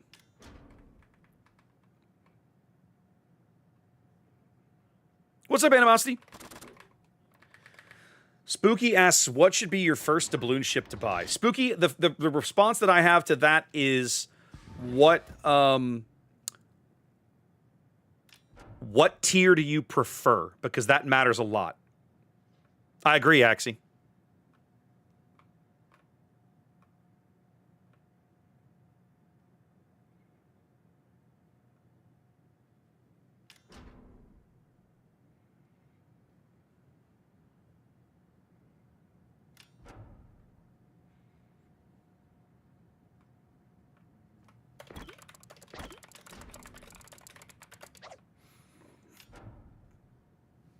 You want fries with that? Bitch slapped you back to Bangkok.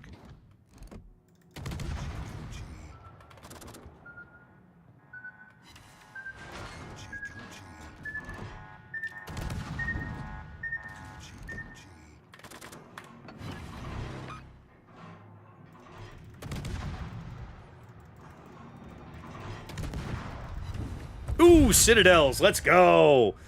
San Diego can Citadel the right thing at the right range. Spooky says tier 7 or 8 or lower, not a high tier fan. So Spooky, all right, so here's the trick. My easy recommendation, okay, the next thing I have to ask is, do you have a class preference? Because that will change my answer. 100% change my answer. San Diego, ladies and gentlemen. Seems okay. Seems perfectly fine in the format.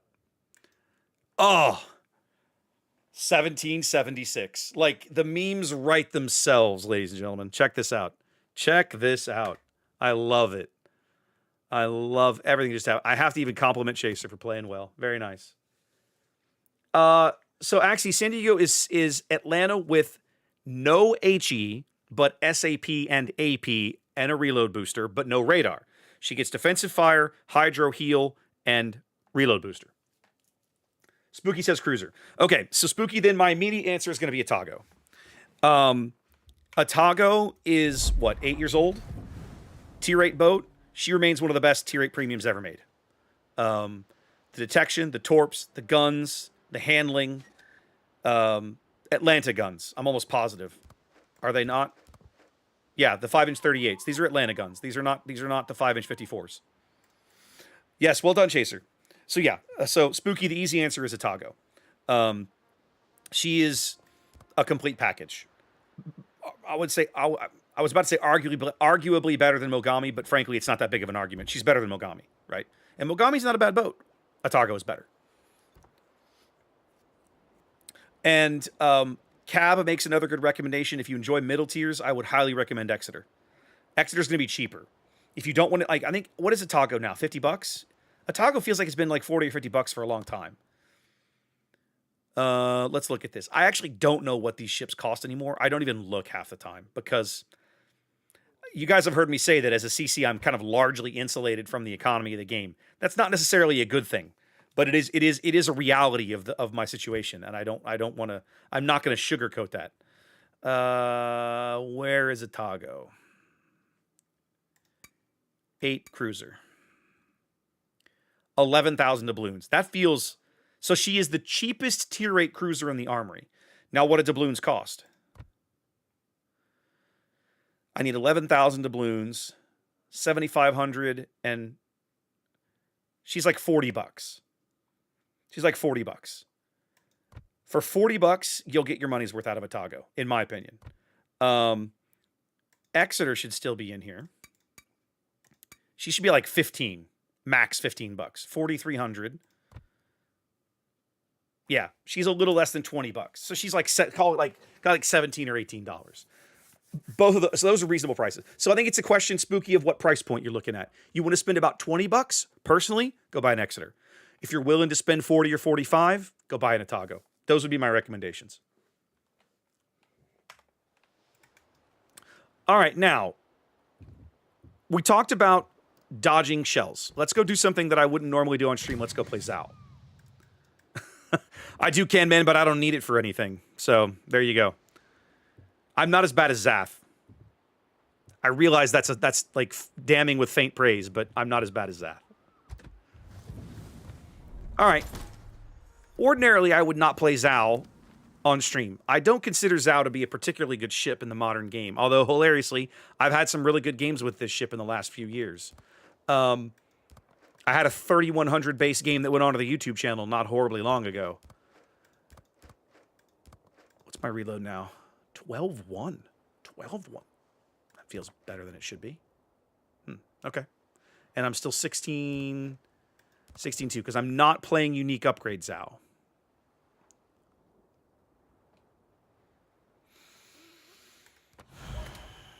Let's play unique upgrade Zao. Now I'm 17-5. I can live with that. Okay. Let's play Zao. Now, this Zao may be a bad example, okay? To go back to, I think it was Spooky, it was Finnegan earlier that was asking about juking with Japanese cruisers.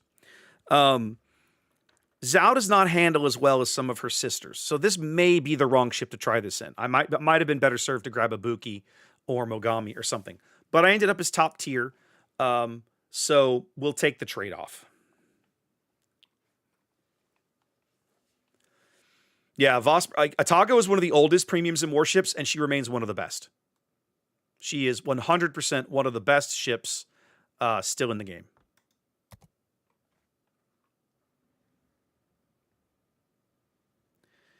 So now with the new flag, Zao can get up to 52,000 hit points, which feels pretty awesome. Kind of like that. So, who wants to I don't like seeing the Yorktown. I would prefer my defensive fire, but with Japanese AA, it's probably not a big loss.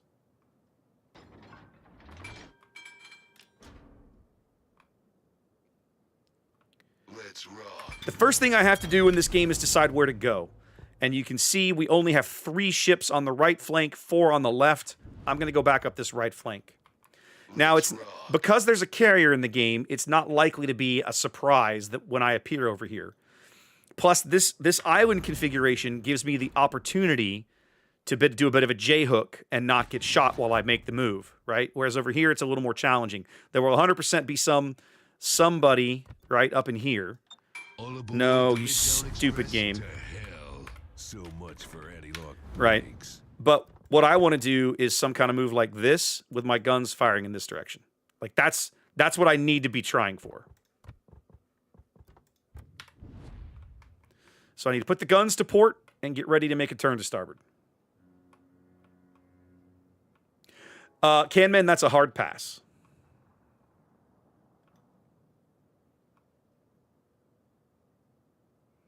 I'm surprised we have not seen enemy planes yet. That is, there we go. I was like, that's really surprising to me.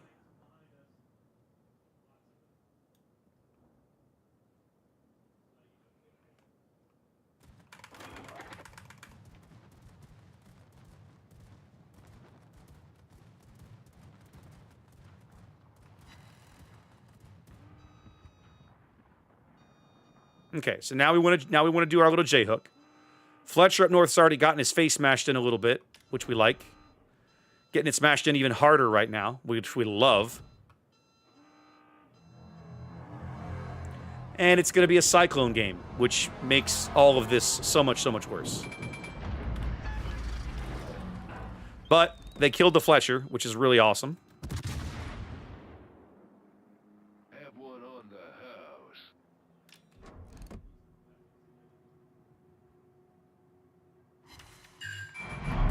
10K and triple fires there, ladies and gentlemen. Zhao in action. But the lack of radar means that the follow-up salvo goes nowhere. So now I have to sit here and farm this battleship, who is at the extreme max edge of my range.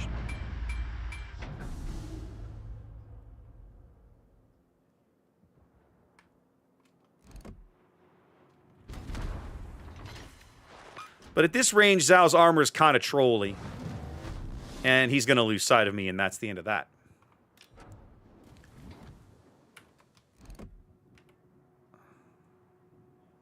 You're reversing. Oh, good. I know just what to do with you.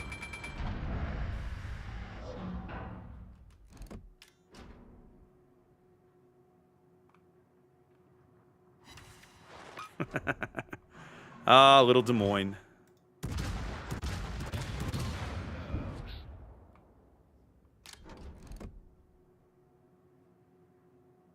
Okay, he's got the engine boost thing in there. Okay, he's also on the right-hand side of that island now. This flank has turned out to be their weak flank as well, which I would not have bet money on at the beginning. Thank you, Xanda.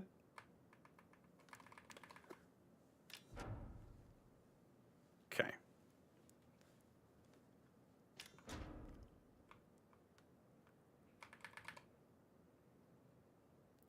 Now, our gearing needs to be frosty of this Des Moines. Are the gearing and the Moskva divvied up? No, they're just playing very well together.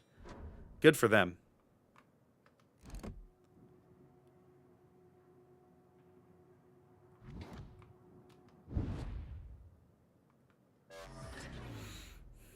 All right, gearing, you need to stay frosty out there, buddy.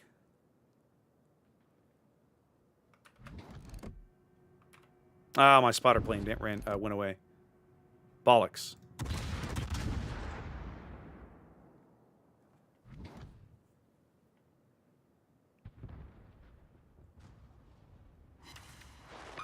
I'll hit the Ohio. That feels okay. This poor Des Moines. This poor Des Moines is about to get 5v1'd. He should have run. He should never have taken this board position. He should have simply run the hell away.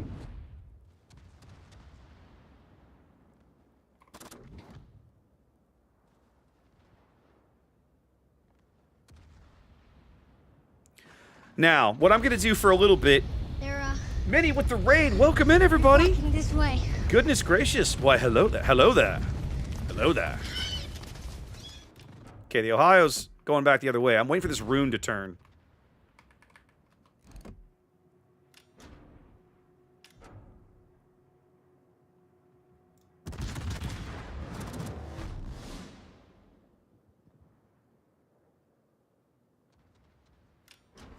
Ooh, he felt that. Put about 10K into him there.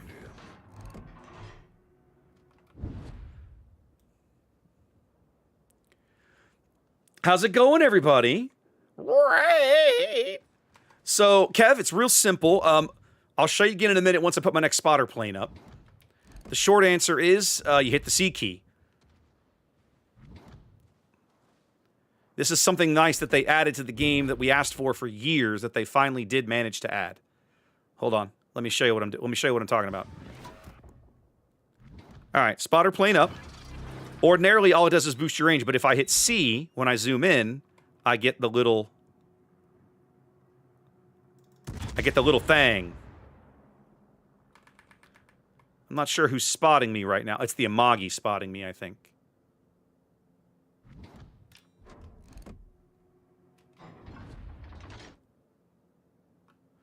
So, that's an example of juking, right? I'm still going to take one through the superstructure as an overpin, but, like, big deal when it's an Ohio salvo coming in. But that's an instance of seeing the shells coming and just turning the engines on so you can go be somewhere else. And now the Amagi can't spot me. Our buddy the Des Moines has managed to live again.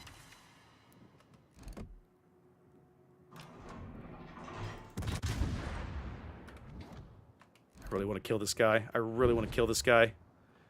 Somehow he's managed to live against the 5 of us. I lied.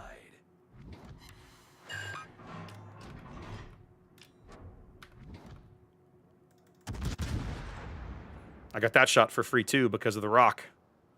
I'm accidentally playing decently well this game.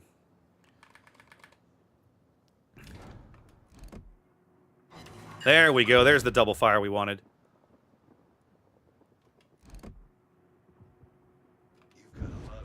All right, he's burning in there, kids.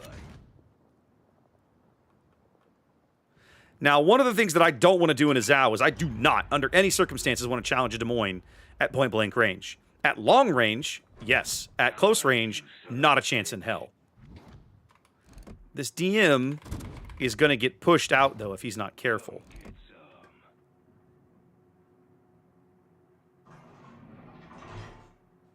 He's reaching a point where he can't reverse too much farther.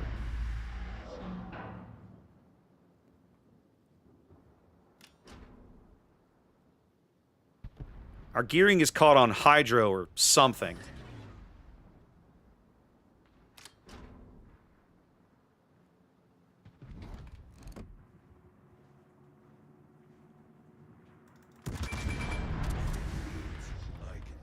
All right, the Des Moines has maybe made a little bit of a mistake. He's come out where we can see him. And he's focused somewhere else.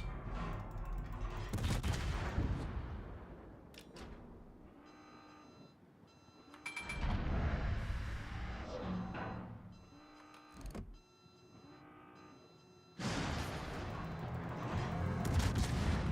think I missed that salvo, and I'm about to ground myself. So, we've done a really, really good job of board control here. Our North Carolina just friggin' threw himself away. And so now we've kind of turned our advantage on this flank into a bit of a disadvantage. I am probably not in a good spot here. With the Ohio up there and the Des Moines available to kind of do whatever he wants at this stage. What we're going to do... I'm going to get my torpedoes to action. Not having any idea if they're going to matter. But we're going to hope. We're going to load the HE, and then we're going to go be somewhere else for a little while. I don't want this Des Moines to get the notion that he can get into this cap for free. I really don't want that. The gearing... Oh, speaking of the Des Moines, the gearing is in real trouble.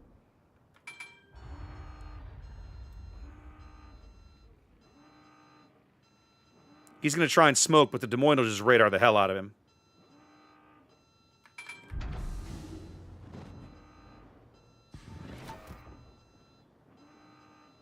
The North Carolina and the Gearing are now in a 3-on-1. Because they've chosen badly. Yep. Irritatingly predictable, ladies and gentlemen. There was no reason for them to keep pushing. So in their efforts to win harder, they are actually going to end up getting themselves killed.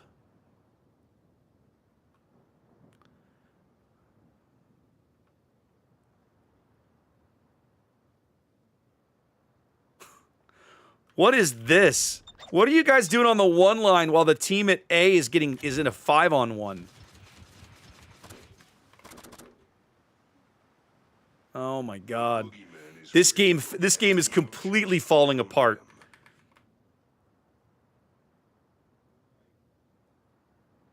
All right, Alaska. We got to go murder this guy.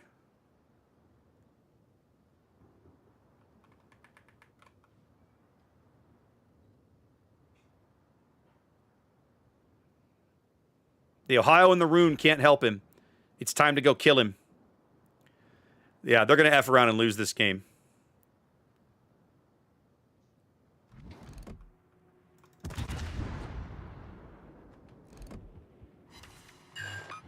Your AP doesn't scare me, man.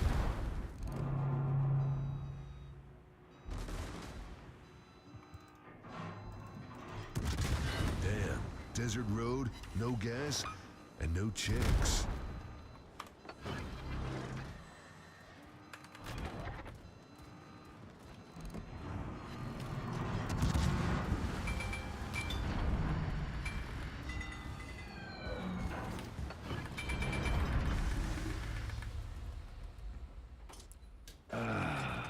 Much better.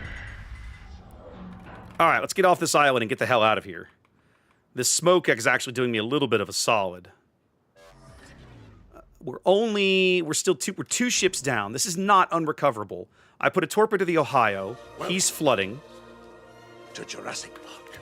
My torps are not available for a spell. So we need to get the hell out of here and run away with my guns looking this way while I fire torps back over my shoulder.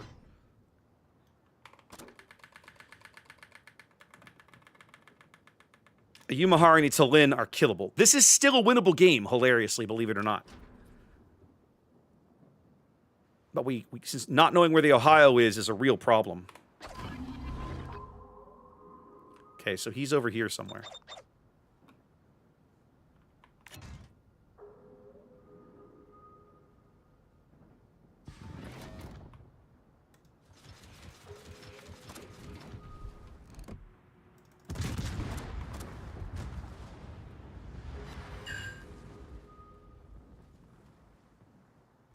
Yep, I'm dead. Winnable game, pissed away. Thanks, boys.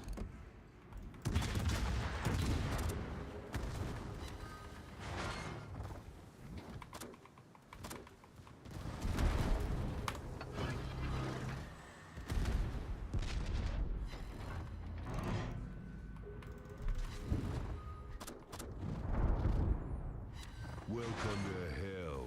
10 pens. Suck it, Rune.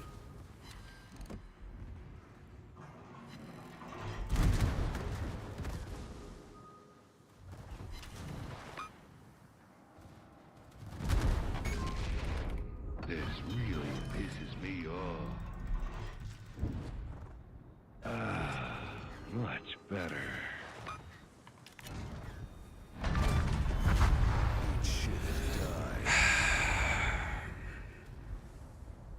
Do you guys remember when we had a 500-point lead?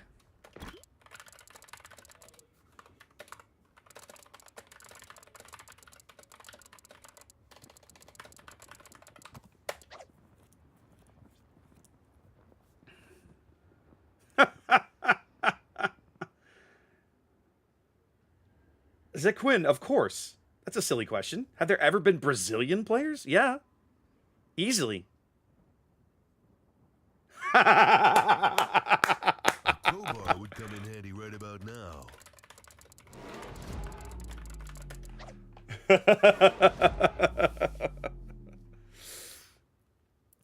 So not a good game for an example of what I was trying to show, because basically the stupid cyclone ruins everything, right?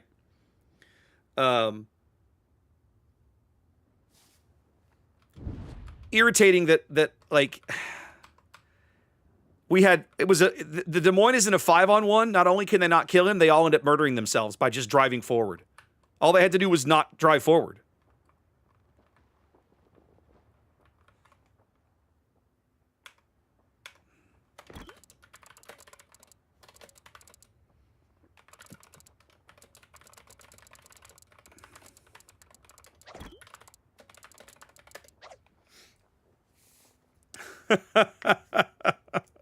Very sad. Yeah, Spooky, that's a mod. I'm pretty sure that's a mod. The sad thing is I'll still have a really solid XP game out of this. I mean, I've got 150,000 damage and 12 base resets. So in a minute, when our Lexington finishes dying, I'll end up with a pretty solid game.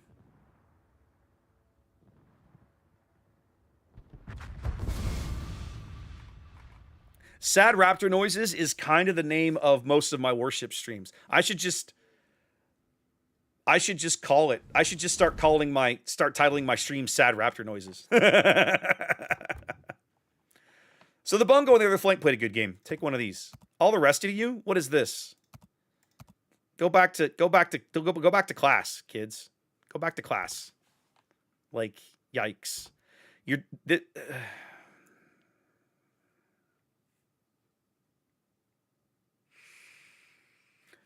Three of the best ships we have on the entire team, like capabilities, and there at the bottom. Kind of says it all. Mini I div sometimes on stream. I tend not to, and it has nothing to do with like people. It's just more that generally I just kind of want to bounce from game to game and do my own thing. I don't generally come in with a plan or an agenda. I just like, let's just roll around and do things. That probably didn't answer Finnegan's question very well, but I hope I was able to give a couple of examples. Let's go play Enterprise in honor of, who was it tonight that got the Enterprise out of the Leyte Gulf crate?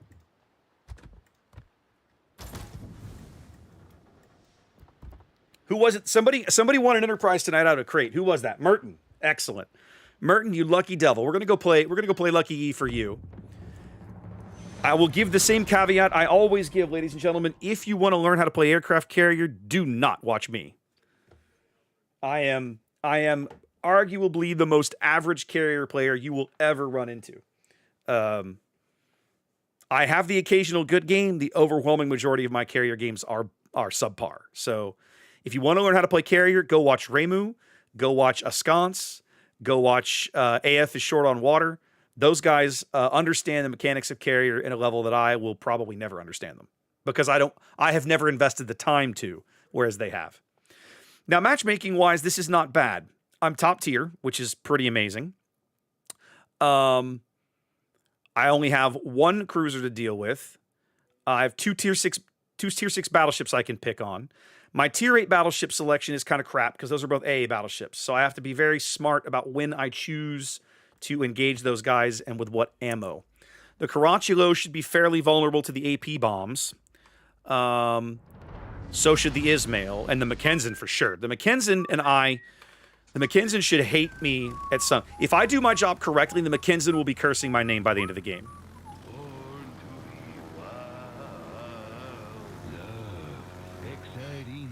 All right, this is Trident, which means I probably want to just come hide in the gap back here for the moment until we see how the game shapes up a little bit. He kind of is, Greystroke. He kind of is. And now, some of that depends on how he plays and how he positions himself. If that Mackenzie is smart and he snuggles up next to an Alabama or North Carolina and just stays next to that guy all game, it's very difficult for me, isn't it? The rules change.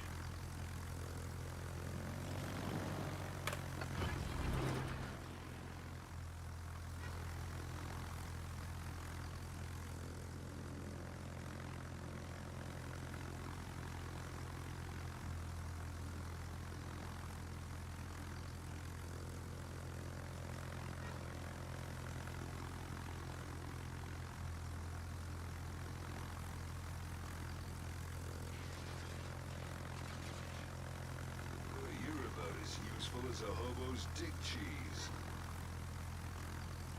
Somebody over there has smoke. That might be the Harbin.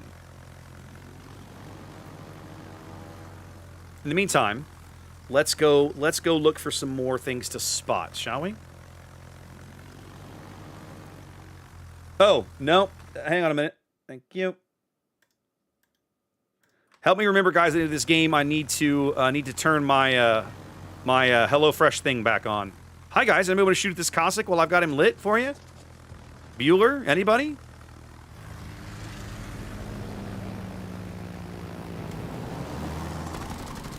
I'm gonna catch him. Should have led those better. Yep. I suck with the new rocket strikes still.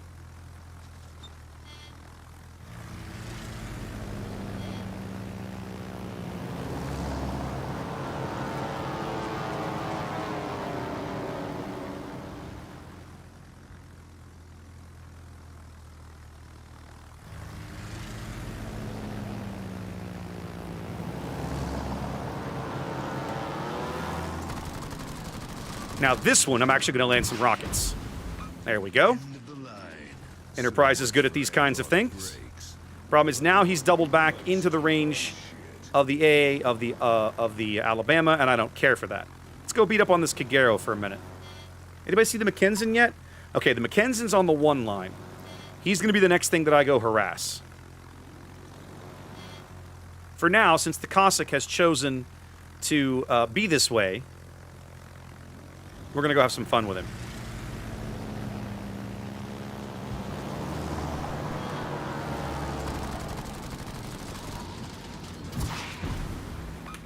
Solid hit. I'll take it. All right, let's go dunk on the Mackenzie a little bit. Yeah, the HelloFresh thing is having issues. I'll fix it in a minute. So...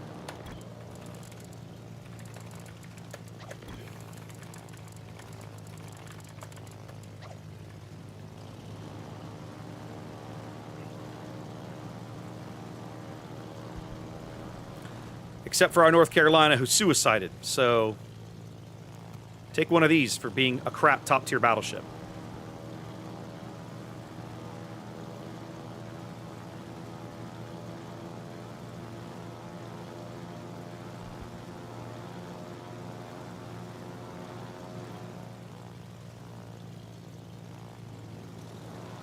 I'm on you like stink on shit.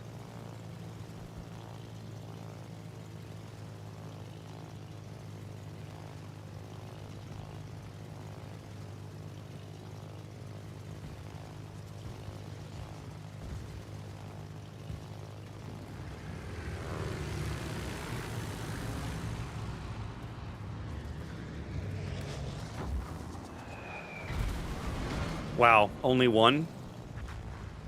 Oh my god. These two North... We have 2 Tier 8 battleships that literally suicided against this Mackenzie. This game is already over. This game was apparently over at the matchmaking window. Apparently I got the 2 dumbest North Carolinas in the history of the world. That's going to be a better hit. There we go. All right. Now it's time to go pick on somebody else. Let's go pick on the Caracciolo or the Ismail. That Mackenzie just had one of the best games he'll ever had because he basically walked in and murdered 2 top-tier battleships for free. I think maybe she was, Seas. Crazy. Just crazy what I just watched. I'm going to do something a little silly. We're going to move up to here. I could do this all day. Because the whole team is here. I'm not getting caught out over here.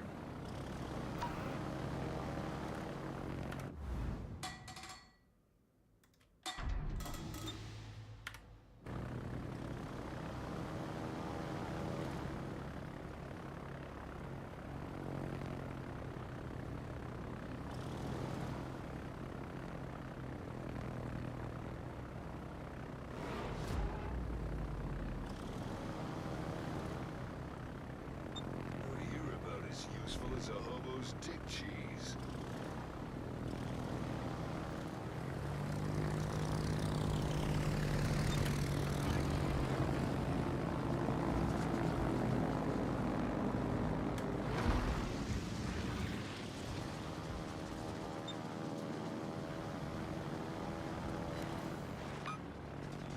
Well, he caught the flood that I needed him to catch.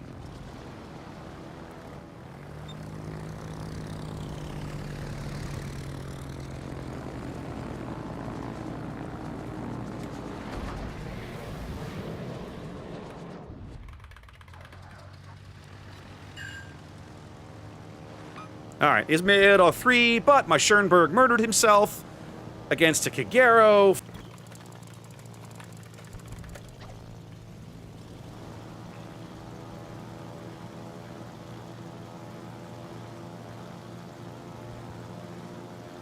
They might kill the Kagero. Hey, that's progress. Ismail just got smashed. Let's go dunk the Caracciolo, who finally put out his flood.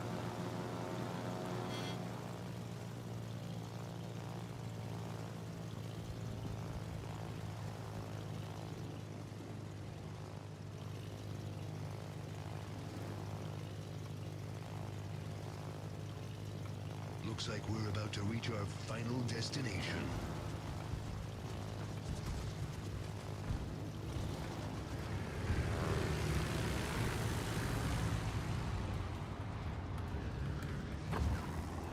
Terrible drop. Because Enterprise. I swear to God, they've nerfed this ship so bad, it's almost not worth having anymore. There was a time you could reliably put bombs on target in Enterprise, but like, they have screwed her bomb dispersion up so badly, it's legit silly.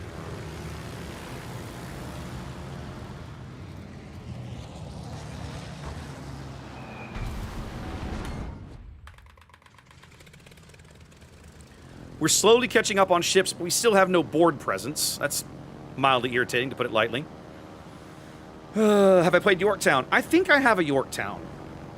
I feel like I have a Yorktown in my port that I just haven't played lately.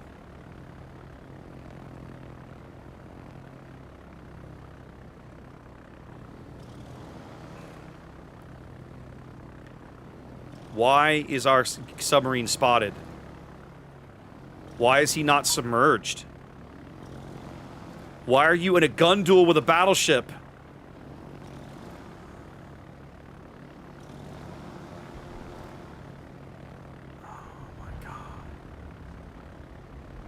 He's going to flood out now because he's bad.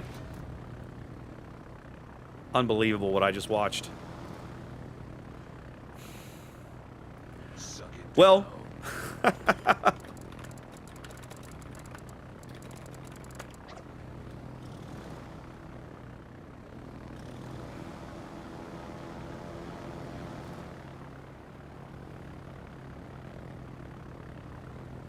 I should have brought the rockets. I'll bring the rockets back in a minute.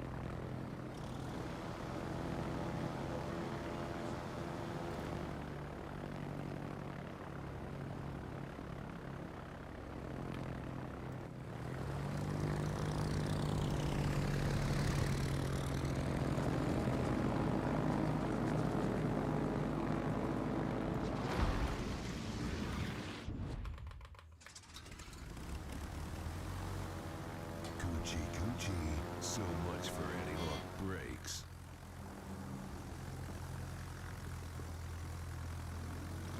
Our Normandy's been playing so far back, I don't even think he's useful.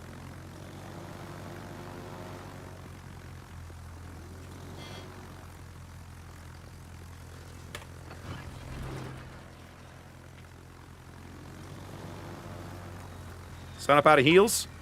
No, but he will be soon.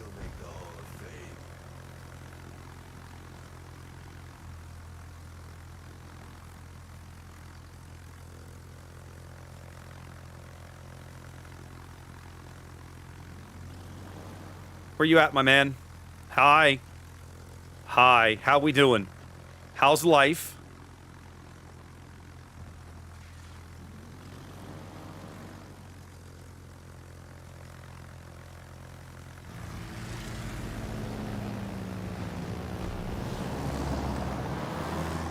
He's gonna drive right through it. Wait, I might collect him on the stern. Not amazing.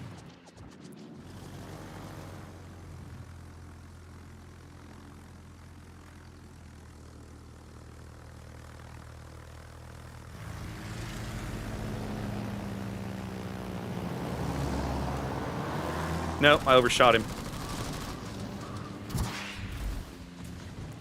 The new rockets are so hard to use, it's like, why bother?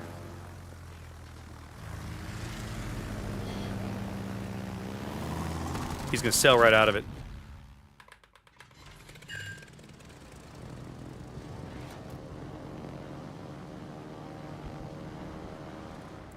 This effing team, man. This should help. Maybe you guys could, you know, murder the Igla on 100 HP back there. I'm just, you know, trying, you know, talking crazy talk here, I know.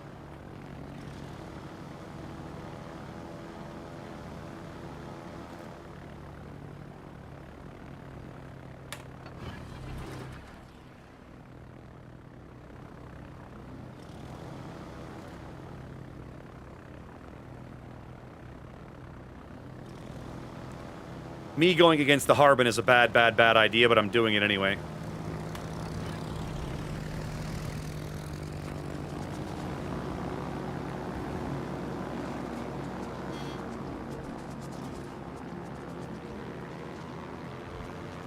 And, of course, I blew the entire drop. Well done. And now I'm going to lose, like, every plane.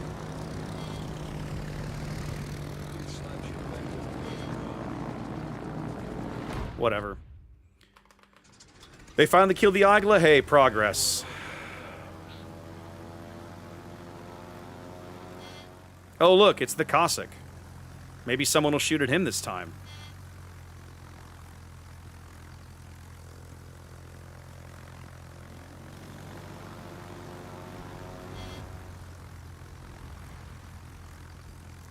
Every battleship on this team. Apparently the sign-up knew what he was doing. Everybody else was an absolute moron.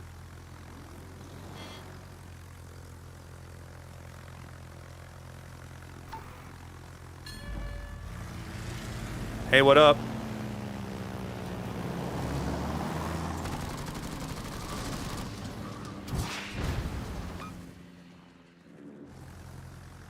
Damn. Desert road, no gas, and no chicks.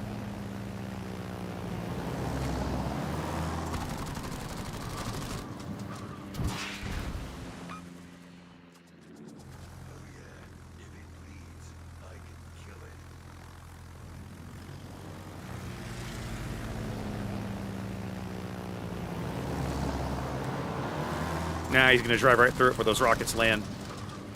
Yeah.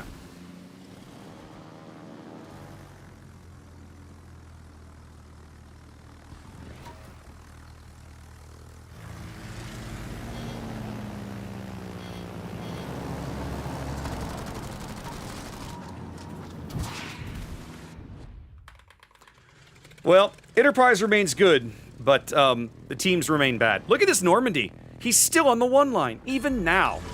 Friggin' crazy. Even now, still on the one line. Absolute hilarity. Mata with the sub. Thank you very much. I appreciate it. God. Some teams simply cannot be carried. When your top tier battleships throw themselves away that quickly, like you're top tier and you're dead already. My God. Props to the Mogami for trying. Props to the sign up and the Ulan for trying. Like, I don't know what the rest of this team did other than roll over and die. They did a lot of that. What the hell? That's fucking awful. Whenever I hear people whine about carrier, I look at games like that. I'm like, a carrier cannot carry a game, guys. If your team fails to show up, it doesn't matter. You're still dead. Like, Chapayev, Big Terp says. All right, if we're going to take Chappie, we're going to take Chappie into ranked. Let's take Chappie into ranked. Mother Russia. Chappie. Now, I feel like somewhere I have a really ridiculous camo for this ship. There it is. There's my ridiculous camo for this ship. And then I have my... No. Where's my... There we go. Ayuski Hiroshimi. No, I don't know the words to the song. I'm making it up as I go. Formula, I guess because I've been doing this so long, playing against a carrier is just no big thing to me. I'm like, okay, there's planes. I'll deal with it, right? But people have long... There's a whole lot of people now, a whole lot of people in the game that never played the old carrier system. When a carrier could almost solo an entire team. You can't do that anymore. You can't. Carriers used to be good against destroyers. Now they're so pathetically weak against destroyers they can't even defend themselves when a destroyer charges them, right? There was a time that carriers were effective against destroyers to the point where if you were a destroyer, you actually had to think about, okay, do I chase this guy? Now you just do it out of reflex because he's defenseless, right? Rockets are so bad.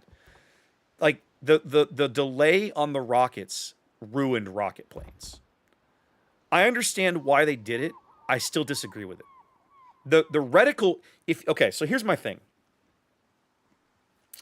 As a thoroughly mediocre carrier player, I need to fix my thing. Hang on a minute. As a thoroughly mediocre carrier player, my frustration with rockets is there was a time they were OP. Then Wargaming came along and they nerfed the reticle size, and they were fine. At that point, rockets were still impactful without being overpowered. And then they added the stupid spin-up delay. And then on top of that, they made every carrier's delay a little different from every other carrier. So you couldn't actually learn what the delay was like. Some carriers have long delay. Some carriers have short delay. So now rockets are just dumb. To the point where they're almost useless. Right? And so it's like, why? As an average to mediocre to noob carrier player, why would I ever want to use rockets? They're not good. They used to be, but they aren't anymore. So,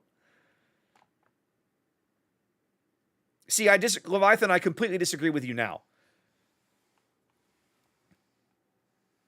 I completely disagree with you now, right?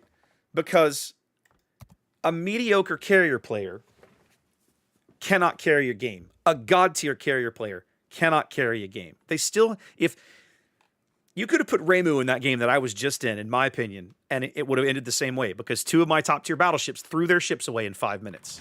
You don't recover from that. I mean, when you do, it's rare. So my point is, skill in a carrier matters just as much as it matters in any other class. But the mechanics of the class have been destroyed to the point where they cannot carry the way they used to, and a whole lot of people have forgotten that. I mean, I completely disagree, Wix. We literally just sat through a disastrous train wreck loss in a game that it's a game that my team was never even close in that had carriers on both sides. So I don't understand your argument then.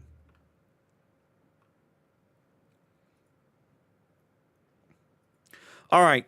As a chappie, I'm going to use this island to block LOS, and I want to kind of cover this area with my radar. So we'll see how this goes.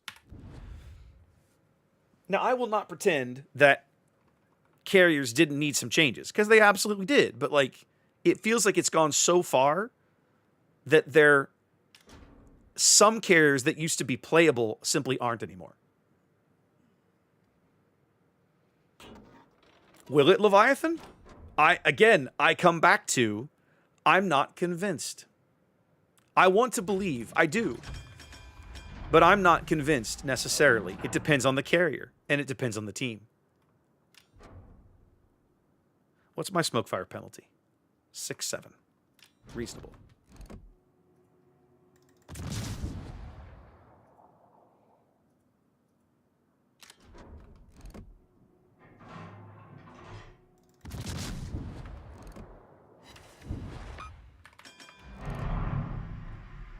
Where's this guy going? And why is he giving me free shots?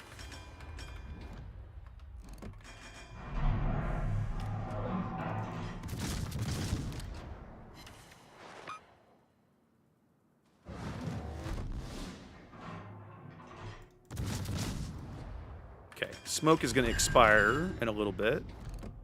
Got to keep an eye on that.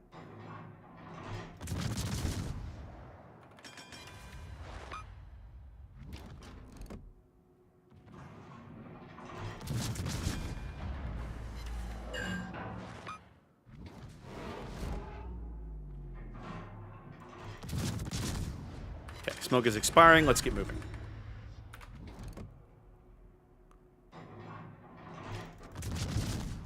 Ooh, somebody just dunked this NorCal. Welcome Let's get into light again. to Jurassic Park. Coochie, coochie.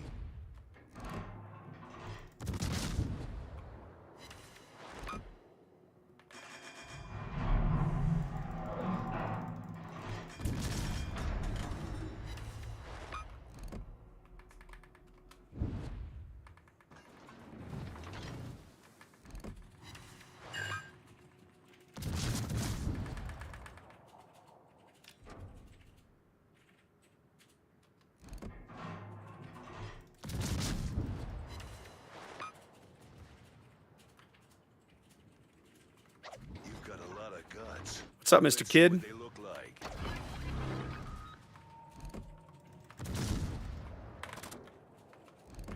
Quit bleeding, pussy.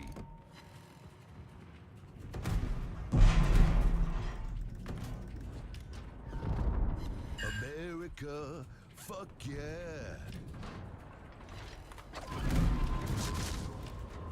Coochie, coochie. Vroom, motherfucker. I shot, you die. Huh. That was a really, really bad waste of your time. What the hell just happened? How did I rack up 10 citadels against this clown? What the hell was that? What? Leo, welcome for the follow. And I guess I have to say, Big Terp, thanks for the win in Shapayev. Got him! What the hell just happened? Martel's like, I know, I'm broadside in front of everybody. I'll just chill. I'm like, dude, I have high velocity AP. Are you sure about that? Okay. See yas. Well, you guys can have that cap. We're going to go pick up A and then have fun slaughtering you. Enjoy.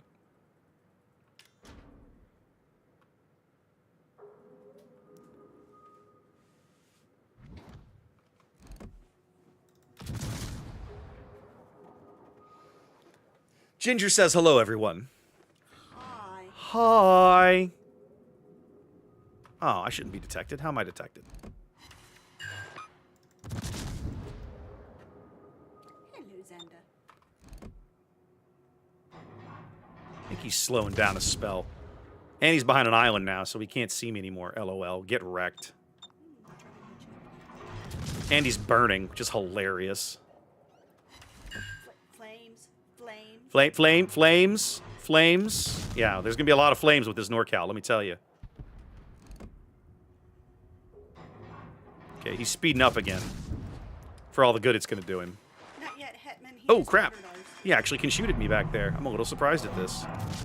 This might actually hurt. Hang on, boys. Oh, he shorted it. I lucked out a little bit. Alright, we're gonna finish this cap. Up, burn.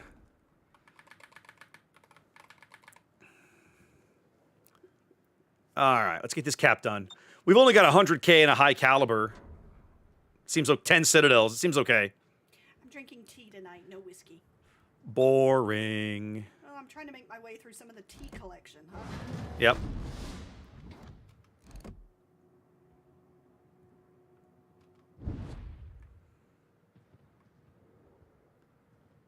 Tea is very good. Alright, NorCal bought it. Life begins to feel much better now. Let's load some AP and go after this Kutuzov.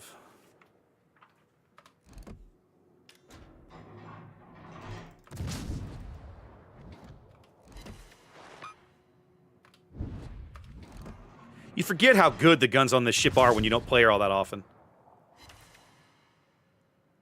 It's a 5k hit. He felt that. I'm not sure that. Yep, 3 more. I snuck in one last salvo. What is that Akazuki doing? Oh my god. Making you ask? Please kill him. Please don't die. Oh my god, please kill him. Thank you. I'm having an Earl Grey variant black tea. Does the Ape have a high velocity? No, I think the shell velocities is the same, actually. My point is simply at the range that Martel was engaging me it was not smart of him to be broadside to me at like what amounts to point blank range with my shells. Well, I mean, being broadside is bad enough. Yeah. But it was a really, really bad idea for that guy in particular.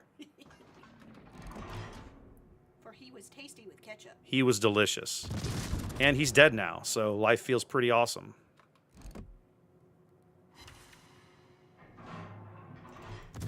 Are you going to turn? Sweet, let's get some more citadels. Let's go. It's interesting camo. This is my I serve the Soviet Union camo. Like a shit cookie. Kutuzov serves the Soviet Union, everyone. Oh, look who I got. What up? The boogeyman is Oh, I have roll-off depth charges? F this.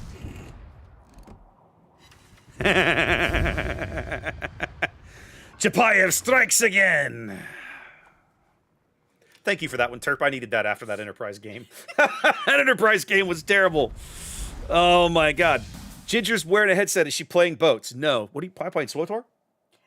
Listening to music. Okay. At the moment, she's not playing anything. She's just probably working on classwork or something. No, I was looking for a shirt to go with this. Ah, here, let's share. Oh. Let's see if I can get him to... There you go. I gotta get it right, otherwise the stupid system will blank it out. There you go. Yep. Little John McClane action for your Christmas. Yes. Yep. And the shirt you're wearing, right? Oh yeah. Yippee-ki. Turn around, show him the back. Oh yeah. This one's the fun part. Yep. The pistol with the tape, the season's greetings tape. Yeah, that's a fun one. I like that shirt. It's one of my favorites. That's a good shirt. They were sold out last year. This game is ridiculous. Oh my god. It'll just go from...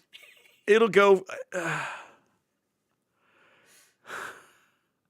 said cookie robots. I said cookie robots. Why are you so old?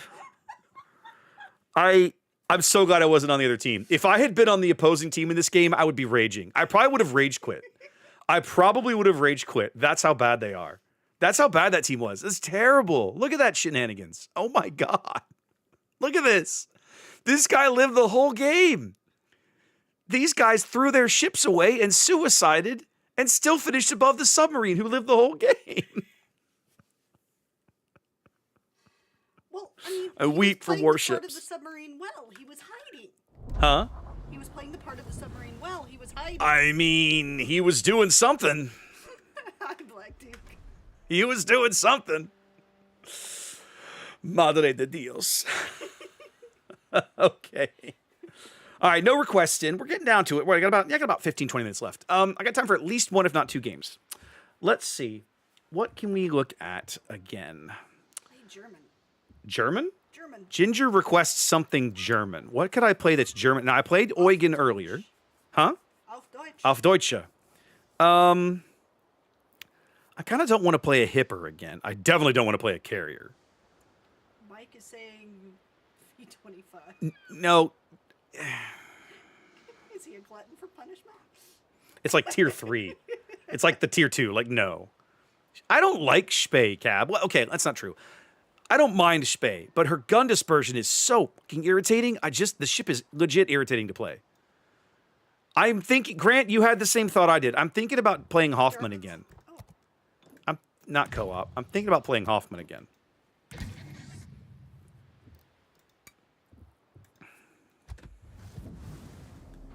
Because this boat is like... This is a clone of the Tier 9 Spa Cruiser, but it's like what you want out of this boat. Like, it starts to feel much better.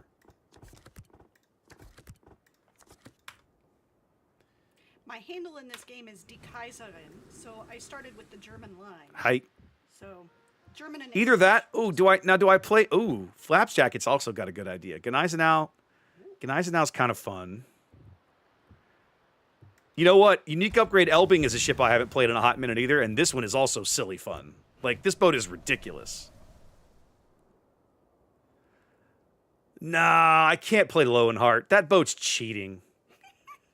That boat is cheating. I can't You do don't want that. to get in a little seal clubbing on your I mean, way out? I've been seal clubbing a little. I mean, that gas game was seal clubbing. I'm sorry. Those were seals and they got clubbed. That game was seal clubbing. That was like, I just look at that team. I'm like, wow. I just have no idea what's happening there. That was pretty impressive and not in the good way. Not in the good way. I'm going to play Elbing. I have not played Unique Upgrade Elbing in a hot minute.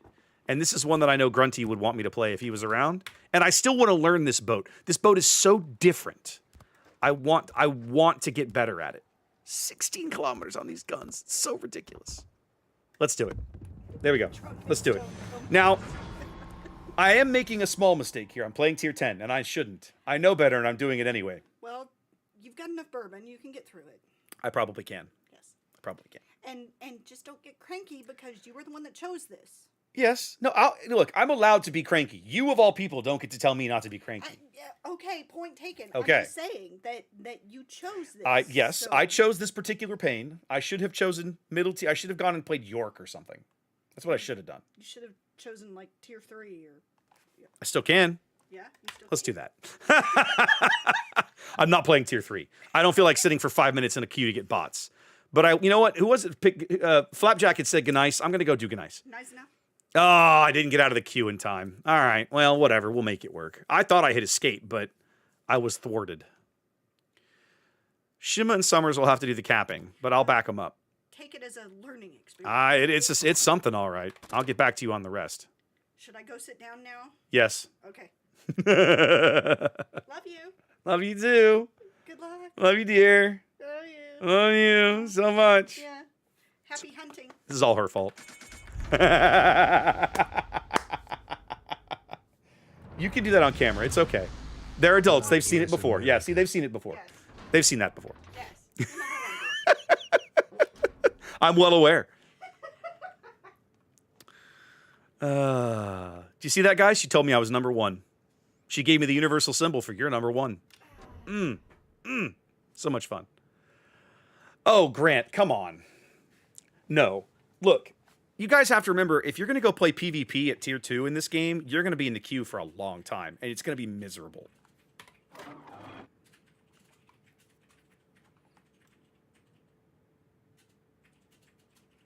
Exactly, right, Cab? Who could have predicted such crude behavior from such a lovely person? I mean, it's ridiculous, isn't it? You guys should not forget that I was actually a sailor. That's the trick. You guys probably have all don't realize or forget she was the one who was actually in the Navy and I wasn't, so I'm just saying.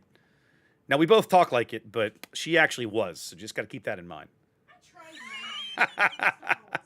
So, tactical, the answer is on occasion, but not a ton. Like many people, she does not tolerate the how am I lit by planes when the planes are all on the other side of the island? Whatever. She does not tolerate the PvP silliness very well. No. Because people are jerks. Sometimes even on your own team. Yeah. I'm one of these people that I think you should be true to yourself online as well as offline. And if you are a jerk online, then that's what I'm going to assume you're like in real life. And I'm not going to want to have anything to do with you. Pretty much. Yeah. Let's put the AP back in the barrel. Yeah, Hetman, I'm going to have to do a playthrough. Darth Diabetes, those were fun streams, man. It was fun kind of messing that guy's world up, too. We should do some SWOTOR. Just got to find time. I know. I really want to be over here spotting for these guys. There we go.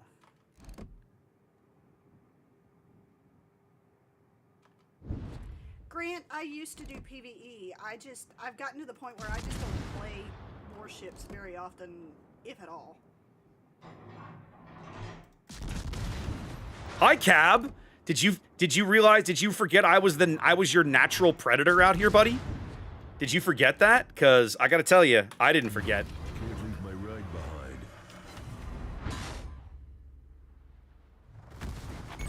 Now, this is a force to be reckoned with. I'm gonna feel that one in the morning. much This ship is better. literally the natural predator for a Habarovsk.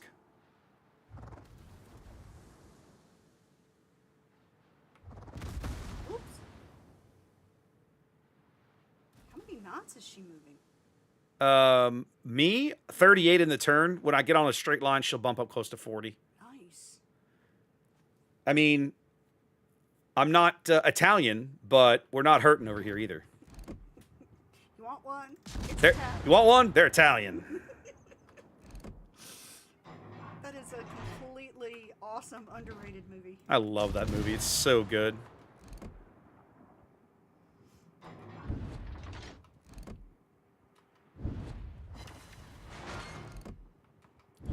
Honestly, when SWTOR has a good story Oh, drop, this it's is a awesome. force to be But reckoned you with. play through the story in like an hour, and then you're kind of twiddling your thumbs for 3 months until you Much do the next better. one. I'm a little sick of every single person on this side of the map shooting at me, though. I'd love it if even one of them would go do something else than shoot at me. There's 8 of them packed into that corner. How is it that there are no no...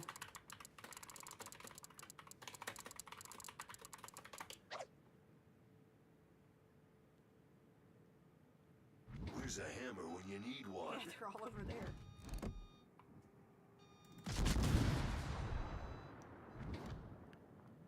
Yes, Xanda, because some of the mechanics have changed.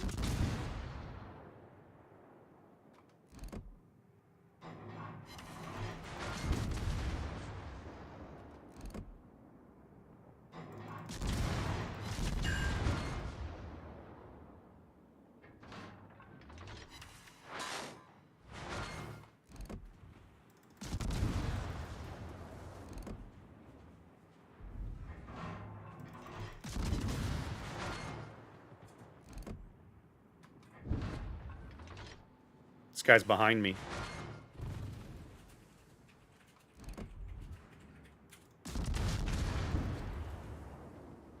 Come get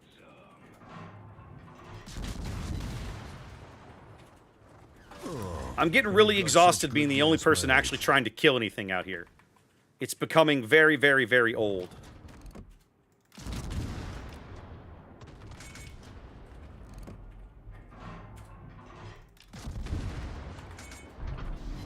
Power on. Now it's time to kick some ass.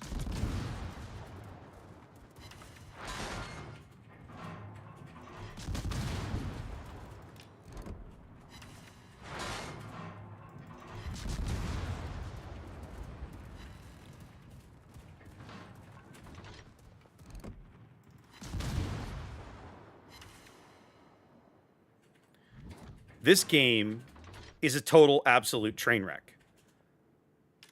Why will nobody try to cap? Like, you guys have had an hour to try to cap something. What the hell is going on over here? After a few days of R&R, I'll be ready for more action. Ooh, your ass is grass, and I've got the weed whacker. Maybe y'all should kill this guy. You've got a lot of guts. Just a Let's suggestion. see what they look like. It's a nice day to die. For you, that is. Coochie coochie. There's like 8 of them on the 2 line. The fact that you still haven't capped C is kind of a sad commentary on the state of things, boys.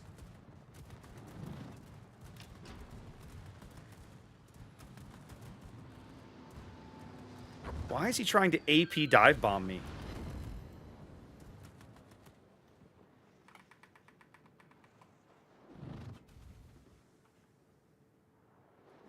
Try again.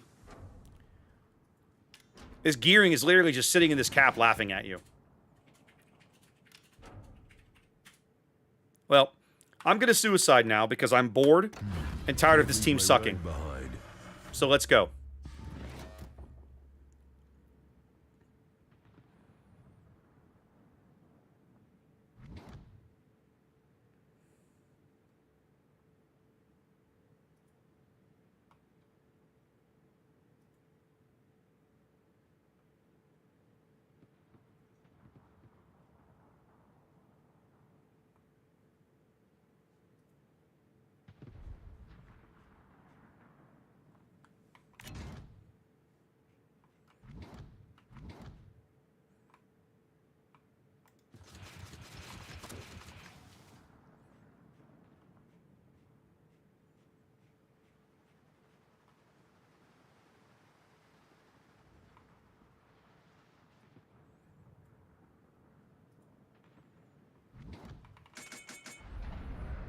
This gearing, unbelievable. It's time to go. We've got to go murder this guy. I'm so tired of his crap. He's turning south. Perfect.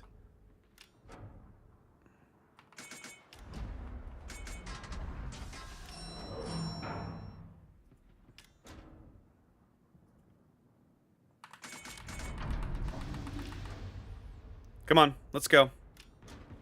Turn my AA off.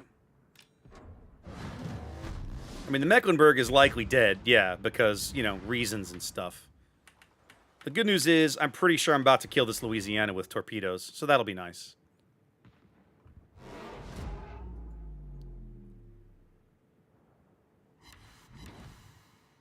Yep. Execution style. Look, guys, it took us 9 minutes, and I finally achieved the first cap of the game, the first kill of the game for my team. How about that?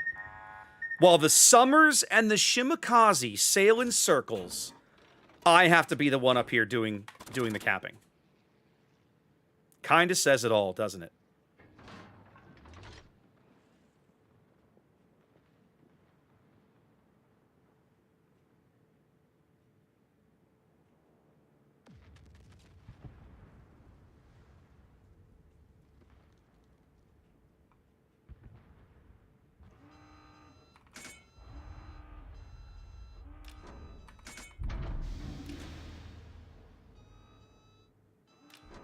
Oh, and it got such good gas mileage. You want fries with that?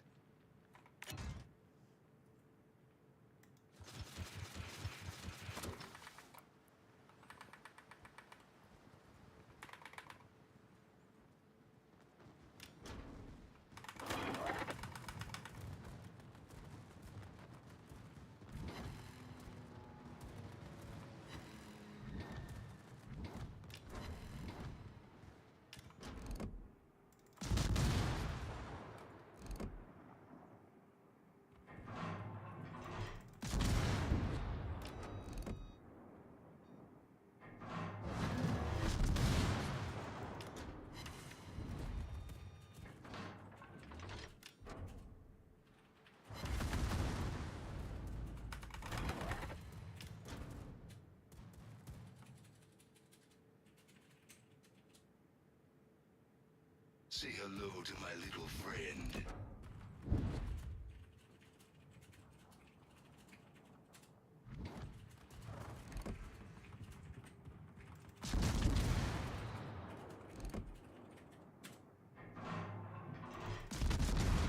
I ought to be able to have some good fun with this Hindenburg.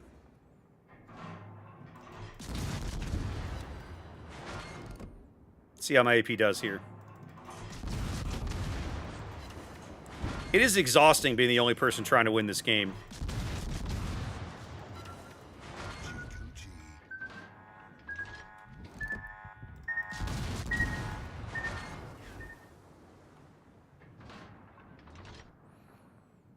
Is our carrier dead? Oh, well done. He sailed right into the enemy team. I wonder why he's dead. I'm gonna feel that one in the morning. This is unbelievable. Much better. That's how we do it. Now, this Blind is fire and he force gets a to be fire. reckoned with. Oh my god.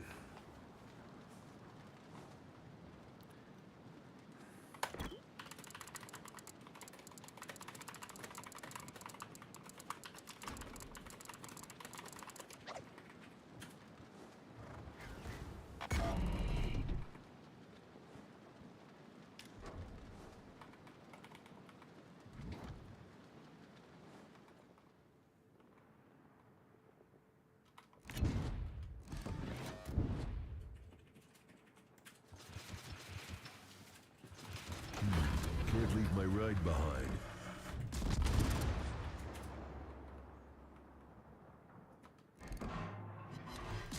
You bore me, Hindenburg.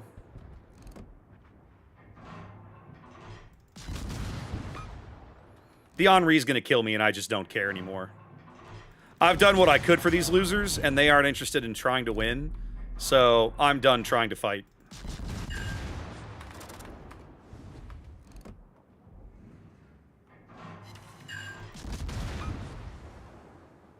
Oh, I probably could have killed this Henri. All I had to do was look at him. Oh well, whatever. I really don't care.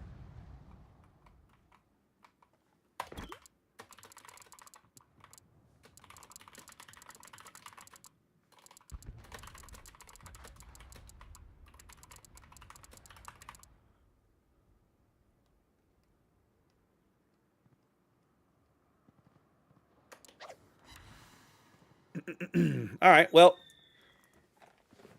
I mean, for being forced into capping, I don't feel like I did that bad. But holy crap, that's why you don't play tier 10. Probably, Thud. I mean, I'm the only one with a cap, right? I have a full cap of B and a part cap of C. The Shimakaze and the Summers basically did next to nothing, right? I've still got 120,000 damage and a kill. I've got 7 resets. Like, look at these guys. What are they doing?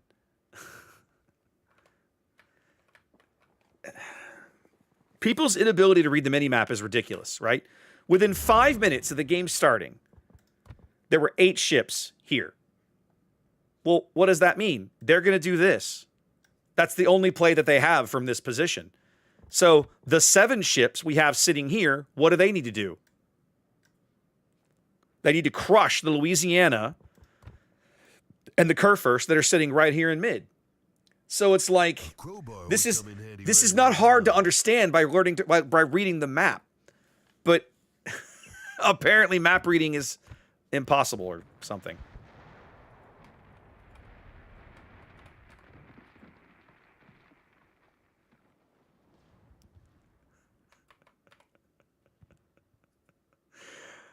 Summers says he has 2 caps. He has a part cap of C because he got into C with me, but nobody ever capped. I'm the only one that capped B.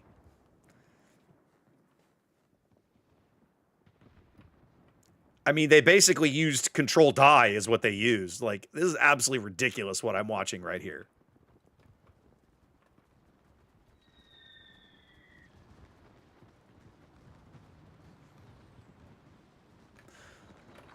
Poor Des Moines about to get Dutch ovened.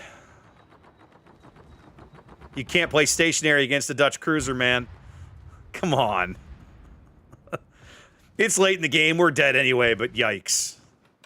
And the Habarovsk is being a jackass, so that's unnecessary. So, things that I liked about this game. 1, I actually got some torpedo kills, which was pretty cool. 2, I felt I did pretty well using my guns at long range, which is something you have to get good at in Elbing if you're going to play the ship in this configuration. So that felt pretty nice. What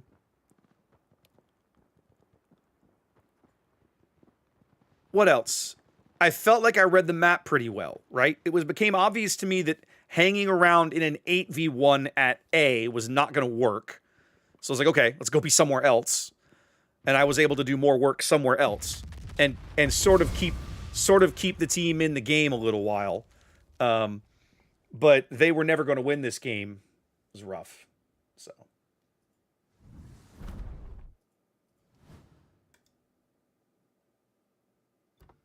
So now the fun begins, ladies and gentlemen. How low did some of these guys finish?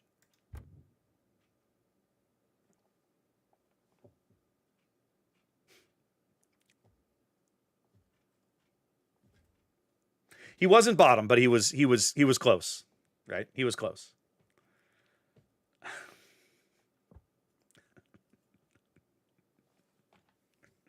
The Schlieffen, who was trying to bow tank 7 of them, was a choice. I have no idea what happened to this Moskva. Ladies and gentlemen, our top tier aircraft carrier. Who was saying a carrier in the game means you don't lose? What the hell is this? What is this? This is so sad. You're in a midway, man. Like, come on. That just hurts. Golly. That just friggin' hurts, man. Oh, I know, Cab. That's why I downvoted him. Like, he was busy running his mouth for not accomplishing it. I mean, he had some kills, but like Cab is good at one thing, farming. If you want to sail in circles and pew pew your guns and farm damage, play Cab. If you want to be impactful and try to win the game, play something else. But that's my problem. That's my point, MK. The number of good carrier players in this game can probably be counted on two hands. The average carrier player in this game, and I'm including myself because I am not that good, is not good, right? Typical carriers are bad. A slightly above average carrier player looks amazing next to the typical carrier you get in most games. So that's one of the reasons that when people complain about carriers, I don't understand. I don't get it. Most carrier players don't have a clue. I'm on that list, right? So it's like when I see a carrier player in the game, in a random battle, when I see a carrier player, my immediate assumption, unless I know who it is that they're a drooling idiot. Because 7 times in 10, 8 times in 10, I'm right. and their existence in the game has almost no bearing on the outcome of the game. Once in a blue moon, it's a big deal. But it's so much the exception, I legit don't understand why people are so bent out of shape about carriers. Because most people are just derps like me in a carrier, and they don't impact the battle that much. I've never played Shinano. I actually can't tell you much. Welcome to Jurassic Park. Zach on YouTube. Stupid question. Do premium ships give you XP towards your tech tree? They do not. So the way premium ships in boats work, let's just pick Exeter here as an example. Come on, Exeter. I'm trying to click on your ass. So Exeter's a premium ship. Now, when you earn ship XP in Exeter, it goes here just like it does anywhere else. This ship XP is always locked to the ship in question, okay? Free XP up here in the green, it can be spent anywhere. If you want, you can spin doubloons to convert ship XP into free XP. And then free XP can be spent anywhere you want. But ship XP is always locked to the ship you earned it in. Now, Commander XP, which is the light blue here, Elite Commander XP, and free XP are global. They sit in a pool, and then you can apply those to any ship or any commander you want. So hopefully that helps answer your question.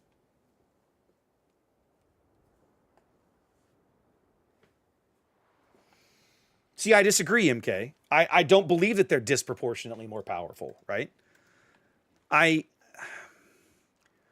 You misunderstand the point I'm trying to make. The point I'm trying to make is when there is a good carrier player in a game, you actually notice. But not that they're like massively impactful, it's that they're spotting at the right time, or their planes are in the right place, or they're focusing the right targets. Okay? But those games are so uncommon that they stand out, right? They stand out. And again, I'm not trying to talk like I'm a good carrier player. I'm not, right? I'm not the guy you want to be learning carrier from. I am the guy that's the other 90% of the time that the carrier player is average, right? Or below average in most cases.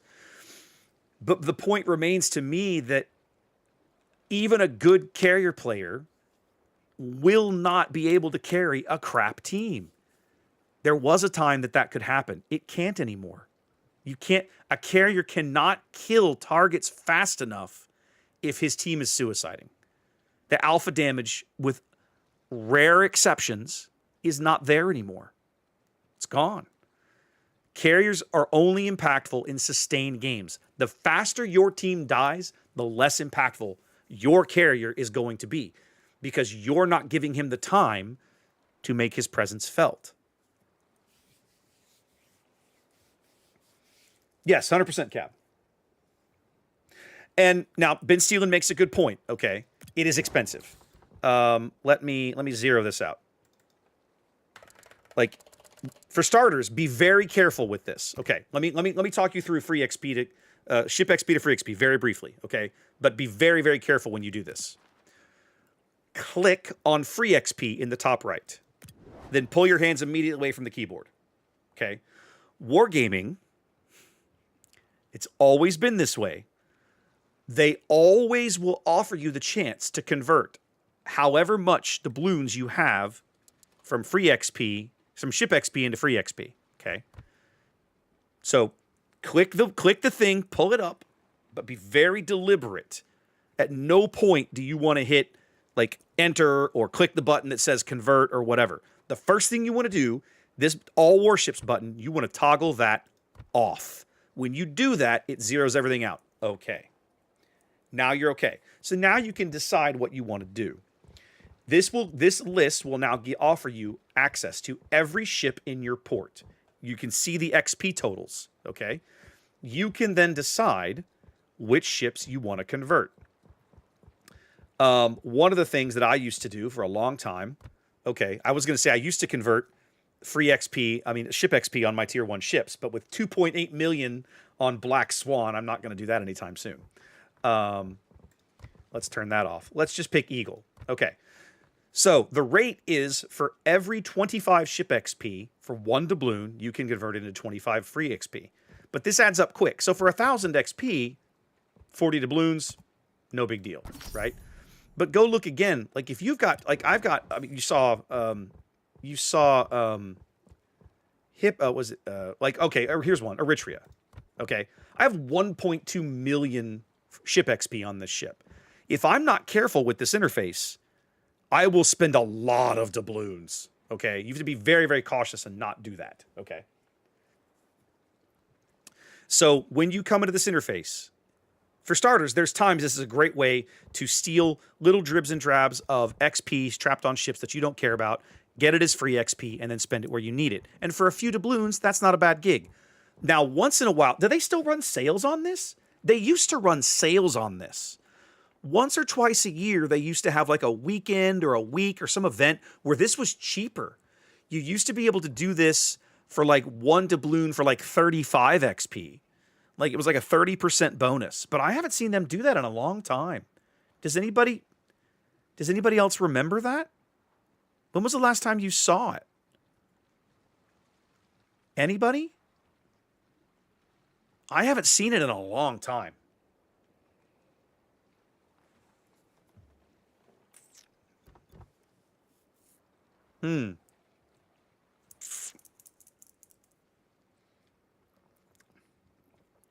Anniversary, that was September.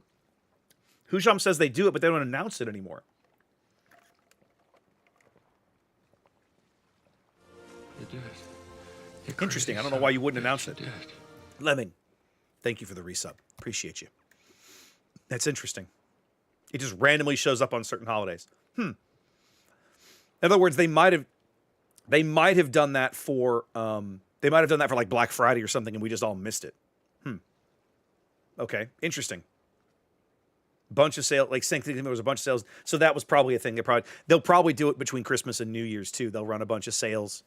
So, if you're, as we were talking about, it gets expensive. So I don't necessarily recommend this. But if you want to do this and you have spare doubloons lying around, okay, this is how you do it.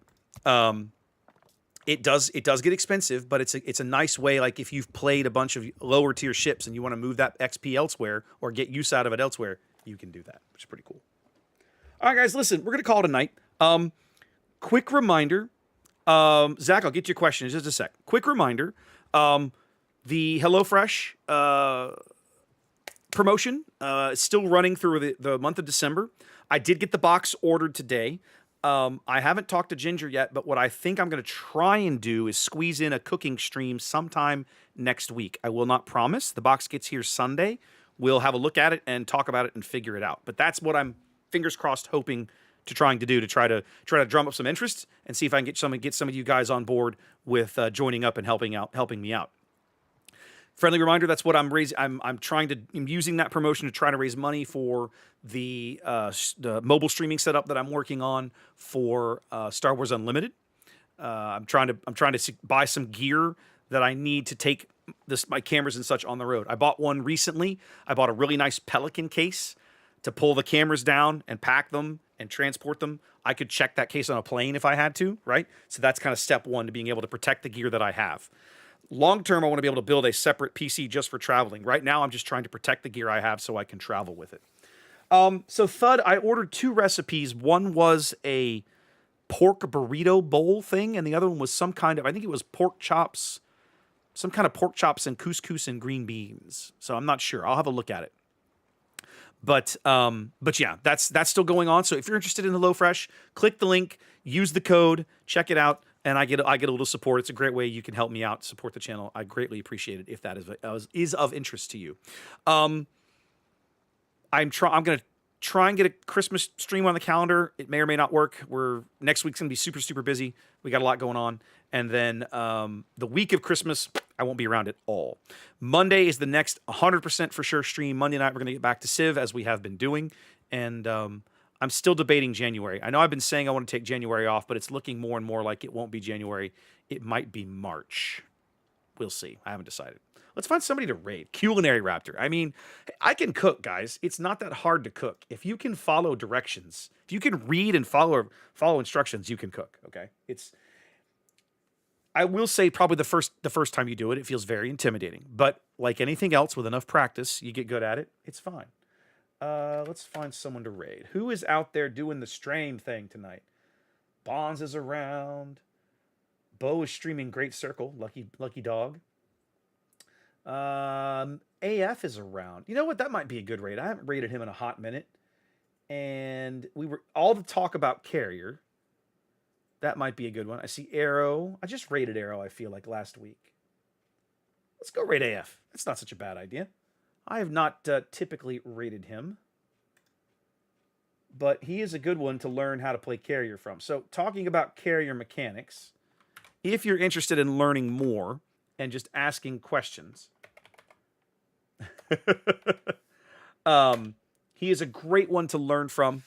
And catch up on and learn more about carrier mechanics, how they work, what they do well, what they don't do well, because there are things they don't do well, and so on. In the meantime, guys, I will be back for sure on Monday. Keep your ear to the ground. I might do another interim stream in between now and then, just to kind of kick things off. I might do a Christmas stream. I don't know.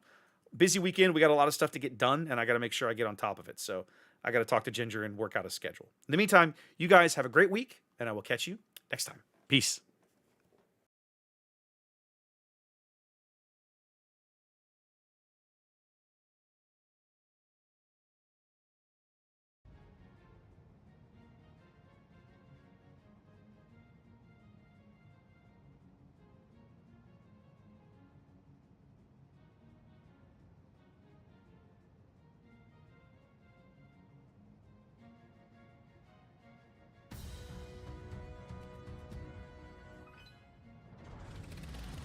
Oh, hi. Hi, hello. Hi, SeaRaptor. Hello. Thank you so much for the raid. How was your stream? Thank you so much for the raid. How was a carrier properly? Well, okay. Thank you. We're currently playing the Mansion of Ari Toss in the Tier 10 German reasonable carrier.